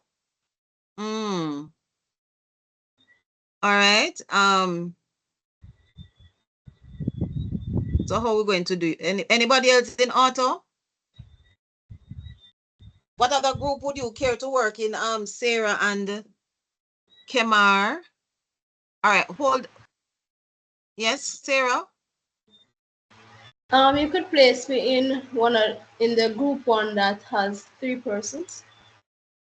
Okay, so Sarah wants to go in the group with the 3 persons, FOC assessment. Where is it? Where's where I have to save it? All right, so you heard that. So Omar, I am adding, hold on, FOC.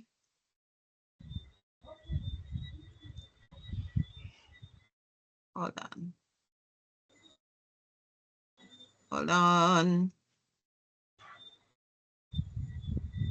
Guys, I have a lot of things open on my laptop, so I don't quickly find the things. So I have to search. FOC, sit here. All right, so give me the name. Who is the person who said they want to join the one with the 3 persons? Repeat your name, please. Sarah Christie. Sarah. All right. All right, so Sarah Christie is in the electrical group. So yeah, okay, so Sarah is in that. So now we are going to, let me save this. All right, so let me see, hold on. So we had one person whose hand was up.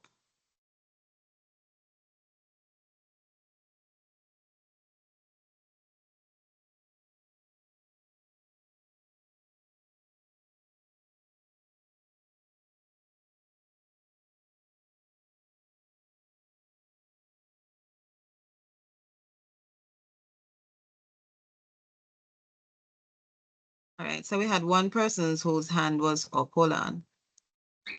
Hold on, my guys, be patient. All right, so we have Kemar Hayden. Hold on, Kemar. Which other group would you like to work with, Kemar? The same group Sarah is in, miss. The same group Sarah is in? Okay, hold on, sir, hold on.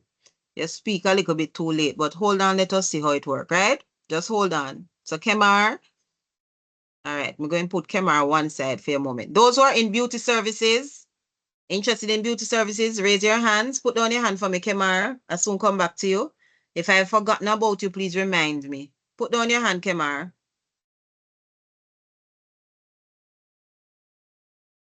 Kemar, put down, yeah. I may add you, but I'm just seeing that. So this is, so I have 8 persons already placed. This is 9, 10, 11. 3 persons for beauty services. All right, so Samantha Robb, Carket Parks, and Deandra Hunter. Actually, Mrs. Okay. 5 of them. Miss Huh? Kelly Stewart is in it also. Who? Kelly Stewart. Miss, you're not seeing the screen? You I have to am go seeing it. I'm seeing sideways. Samantha and Carket and Deandra. Go No, my sideways. hand is up, Kelly Stewart. I don't see you, Kelly. Really? Let me put down my hand and put it up back again. You have I to go see you. sideways, miss. The I classes still is don't see big. you. Kelly, I am seeing you now, but I don't see your hand up. Your hand just gone up, Kelly. No, it was up from Mr. Beauty Services. Well, you're not telling me what, Kelly, you're not telling me what I saw. I'm seeing you now. Okay, Kelly. All right. So let me, so one person, just give me the names of all the, and Melanie. Melanie has joined the chat. So this is 1, 2, 3, 4. And Melanie would be 5. All right. So just give me, hold on. So I want you to give me one person, can just give me everybody's name. Since we're going to have 5 here, just bear with me, guys. I'm just an old lady who is trying to survive, right? Hold on, FOC assignment groups. All right, so let me go down here. 8, 9. All right, beauty services. Let me put beauty services here. BEAUTYSERVICES, beauty services. All right, 9, give me the name, Kelly. What's the last name again? Stewart, miss. Stewart. All right, who is the next person? Samantha Robb. Samantha Robb. I'm typing, you see, guys. Next person is Sarah. Sarah what? No, that's not Sarah. Sarah. No, Sarah's miss. not in this group. Deandra Hunter and Hunter. Desiree. I did see a Sarah put up her hand. Deandra. Deandra what? Hunter. Hunter. Who is the next person? At Melanie Williams. Williams. Yeah. Anybody else? I'm not That's seeing it? any more hands. Okay. Michelle Johnson. Why are you supposed to leave me out, Mr. Murray? No, but that's why I'm asking. I'm not looking at the list, guys. I'm looking at the. I am not seeing the screen, you know, Michelle Johnson. So you have to catch me up.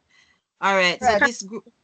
All right. So 1, 2, 3, 4, 5. So we have Kelly Stewart, Samantha Robb, Deandra Hunter, Melanie Williams, and Michelle. And this will be group 3. You left me off. Who is that? Harket Parks. You called my name first and then you left me off. God, Jesus. Carket, C-A-R-R-K-E-T-T. Carket, what's your last name again? So it's C-A-R-K-K-E-T. C-A-R-K-K? E-T. P-A-R-K-E-S. What's the last name? Parks. P-A-R-K-E-S. Okay, so this is 1, 2, 3, 4, 5, 6. Then this who else? I could swear I saw Sarah or Sarah's name here too. Miss, if I can put Sarah in the other group, the previous group. Oh, okay. Thank you for that. All right, so this group look like it has to be split, you know. Hold on. And I might have to split. There's 6 of you here, so it cannot work. Cannot work under my government. But let me come back. All right. All right, let me come back to this. So how many people we have so far? So this is 8, 9, 10, 11, 12, 13, 14. So we have 14 persons. I may give me the young man, Kemar. Kemar? Hello? Yes, miss. Kemar, what's your last name, please? Hayden. Hayden? Yes, miss. H-A-Y-D-E-N. Yes, so I am adding Kemar to the same group that Sarah is in. So Omar Tracy, Javar Watt, O'Neill Brown, Sarah Christie. Sarah, is it Sarah or Sarah? And Kemar Hayden. They are in one. Don't tell me say anyone will do. Which one your mother say? It's my mother say Sarah, but me prefer Sarah sometimes. I like Sarah too. And because I know people say Sarah with this one. Yeah. All right. So yeah, I understand. All right. So those persons, so Kemar, you're going to be in group 1 with Omar Tracy, Javar Watt, O'Neill Brown, Sarah Christie, and Kemar and yourself, right? Peter Gardner, Jaden Norman, Jonathan Smart, and Javante Barrett are in one group together. This group here with Kelly and Samantha and so on look like it will have to be split. Too many persons. 1, 2, 3, 4, 5, 6 persons, but let me park it there for a moment. All right, which is the other group now? Which other group have I not yet identified? Construction. Those who are in construction, raise your hands. Put down your hands for me. Deandra and company. Those who are in construction, raise your hands. So this is Shakima, Abigail, Michelle Johnson. Miss? Yes? I already selected our group. We already chose. Who? Shakima. We're also already in a group. In which group? We placed ourselves in the group. Okay, so you're in, so what? Okay, so let me hear the names of the persons who are in the group who have placed themselves in the group, please. Shakima Webb. Hold on, let me go to my pen and paper, please, which is my laptop here. Just give me a moment. Hold on. Hold on, all of this is being recorded, you know. Or then you hear me saying, watch you. Look here, look at this. Oh my God. All right, FOC. And all right. All right, so let me hear this group. 15, 16. So this would be 16. Give me.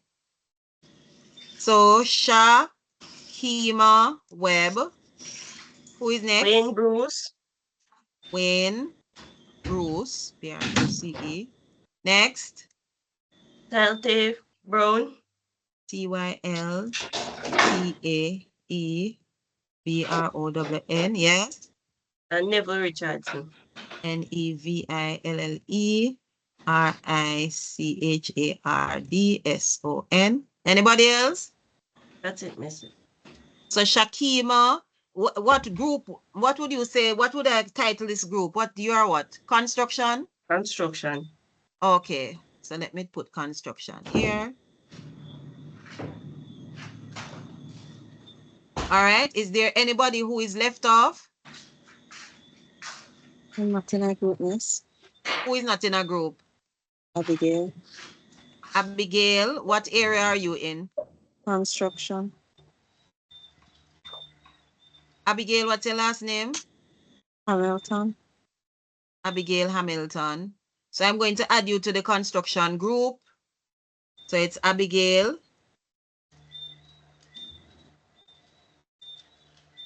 So please take note of who you're in group with, Abigail. And I'm asking everybody, listen, guys. There are three of them.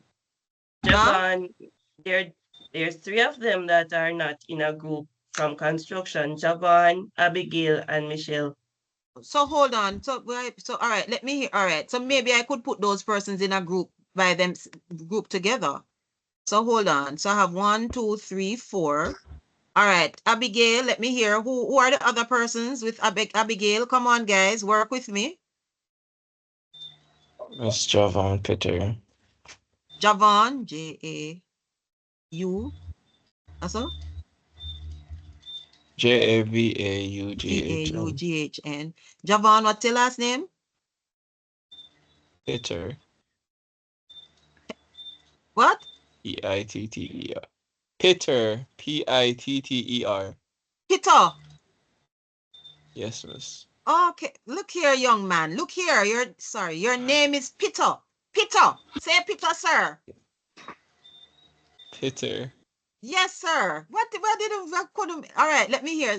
Sorry, I don't mean to you know. All right, who next? Abigail Hamilton, Javon Peter. Who is the next person?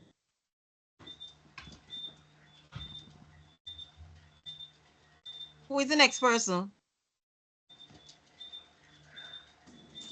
Michelle Johnson. I am in beauty services. Michelle Johnson is already in beauty services. But Michelle, maybe I could take you. You don't want to go in here, Michelle. 1, 2, 3, 4, 5. Anywhere you put me, I will try my best. Anywhere you assign me, I will try my best. I'm just saying, because this group, it would only be 2 persons. Oh, it don't matter. I said, anyway, you assign me, I will try my best there. Okay, so Michelle, I am going to put you in the group with Abigail and Peter. I think you're Abigail, Javon, Peter, and yourself. Oh, no problem. Because the group that you're in was already kind of large. You get what I'm saying? Yeah, I don't have an issue. Okay, I appreciate your cooperation. So, yes, so we're taking out Michelle out of that group in beauty services. So you only have 1, 2, 3, 4, 5 persons now. And then Abigail Hamilton, Javon Peter, and Michelle Johnson will be working together. This is for construction as well. All right. Hold on. We just want to make sure that we're all on the same page. All right. So this is construction. So let me see now. Group 1, Omar Tracy, Javar Watt, O'Neill Brown, Sarah Christie, and Kemar Hayden. Then we have Peter Gardner in group 2, Peter Gardner, Jaden Norman, Jonathan Smart, Javonte Barrett. That's group 2. Group 3 has in Kelly Stewart, Samantha Robb, Deandra Hunter, Melanie Williams, and Carket Parks. So that is group 3. Group 4.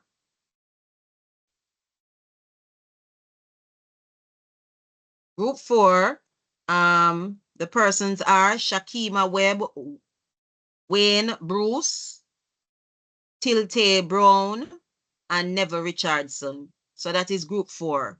And then group 5, construction again. This is Abigail Hamilton, Javon Peter, and Michelle Johnson. So this is group 5. Is there anyone who is left off the list?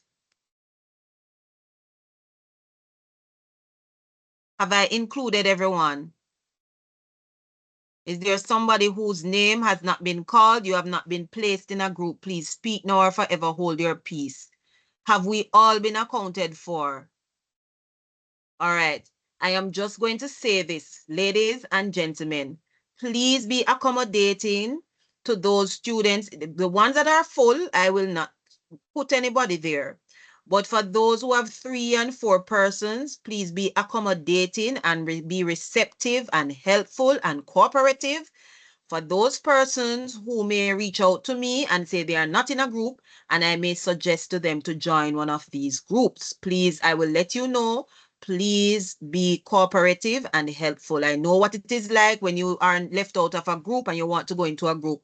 Do unto others as you would have them do unto you. Okay? Be kind. All right?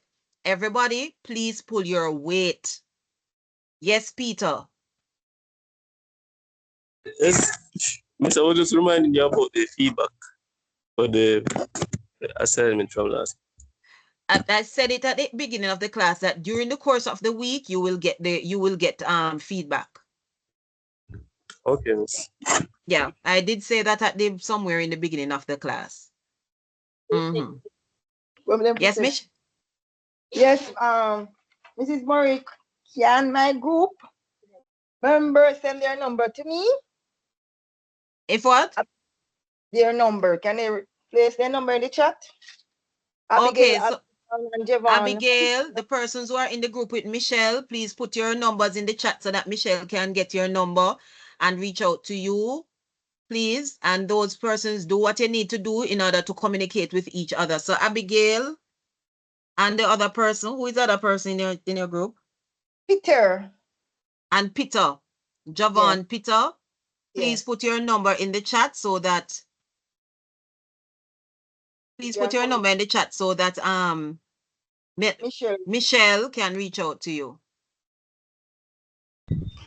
I don't have access to the chat, so the person in my group would have to I would have to give them my number. So just give me a number now. I'm listening. That is Omar. You are Omar. Omar is in the WhatsApp group. Oh, Omar. Yes, Michelle. Where is Peter? Electrical Peter? one. Where's Peter? Javon, what is your number so that Yes, Michelle can write down your number? Typed it in the chat. You're typing it in the chat? Yes, I did. He said he typed it in the chat. Oh, it's see there 876 891 5062. So that's Peter's number. Abigail. All right, guys, it is way past our time. I was hoping that we could finish before 9 o'clock, but see us here. I'm getting to learn that maybe I'm the only one who is carrying class up till 9. See it after 9. Come, it's my bedtime. Let's go, ladies and gentlemen. I will put this up in the chat. As a matter of fact, I'm going to do that now. Speak now or forever hold your peace. Please summarize. Yes, Omar? Can I call you after we end this conversation? If you can do what? If I can, I just need to finalize something. Can I talk to you after we end this class? Just for a minute. Okay. Yes, I have a question.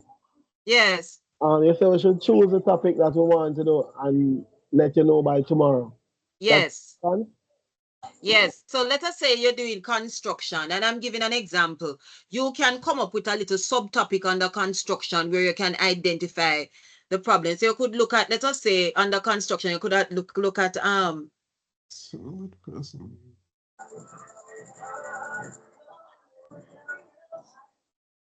Foundations.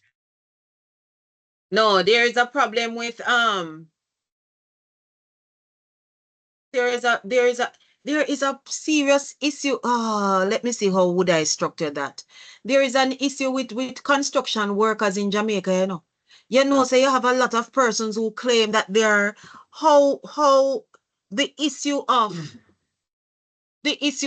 regulating something with regulating construction workers, the importance of regulating construction workers in Jamaica, something to that effect.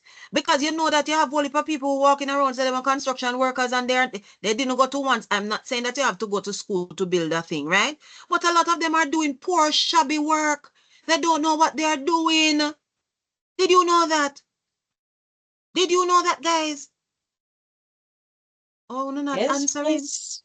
There are a lot of construction workers who do not know what they are doing. And I think that if they were under, just like how you have doctors and you have lawyers and you have even teachers who have to conform to certain regulations. There are certain things that you have to do. You know, some of you know in construction, you're at school. Some of them have never been to a school. They just learn by the way and they learn the incorrect thing. I can tell you, you know, because I have had experience where you hire somebody to do the job, and when you look, you have to go hire somebody else. Somebody who has been doing the job for how many years, but it's shoddy work. Some of them do. Shoddy work.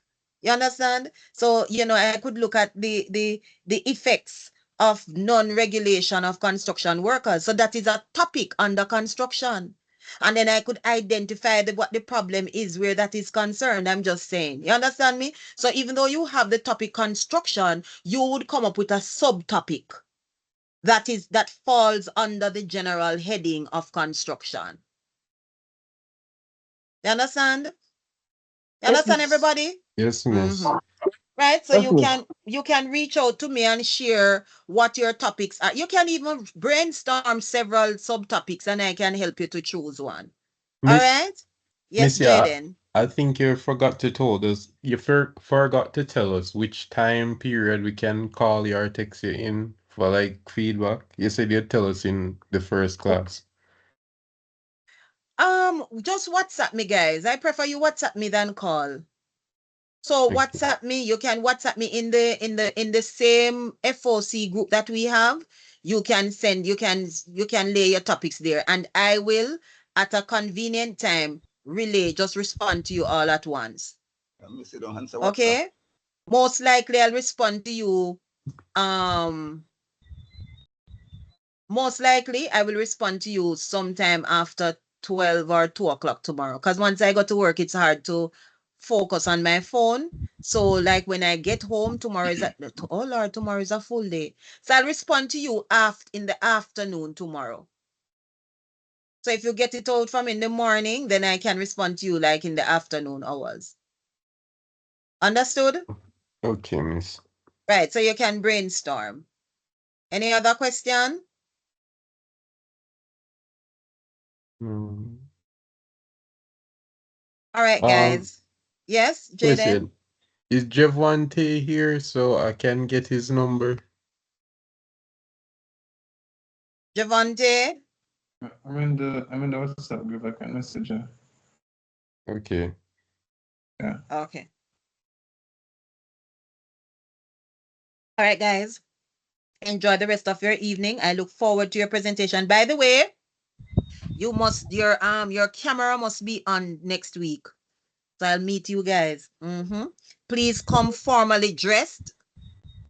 Don't come in any shabby clothes. Please, you need to turn on your camera next week. You need to come with your A game. Okay? See you guys next week. Enjoy the rest of your evening. May the good Lord walk with you. Bye. Miss, Bye, and same to you. Bye, miss. Take care.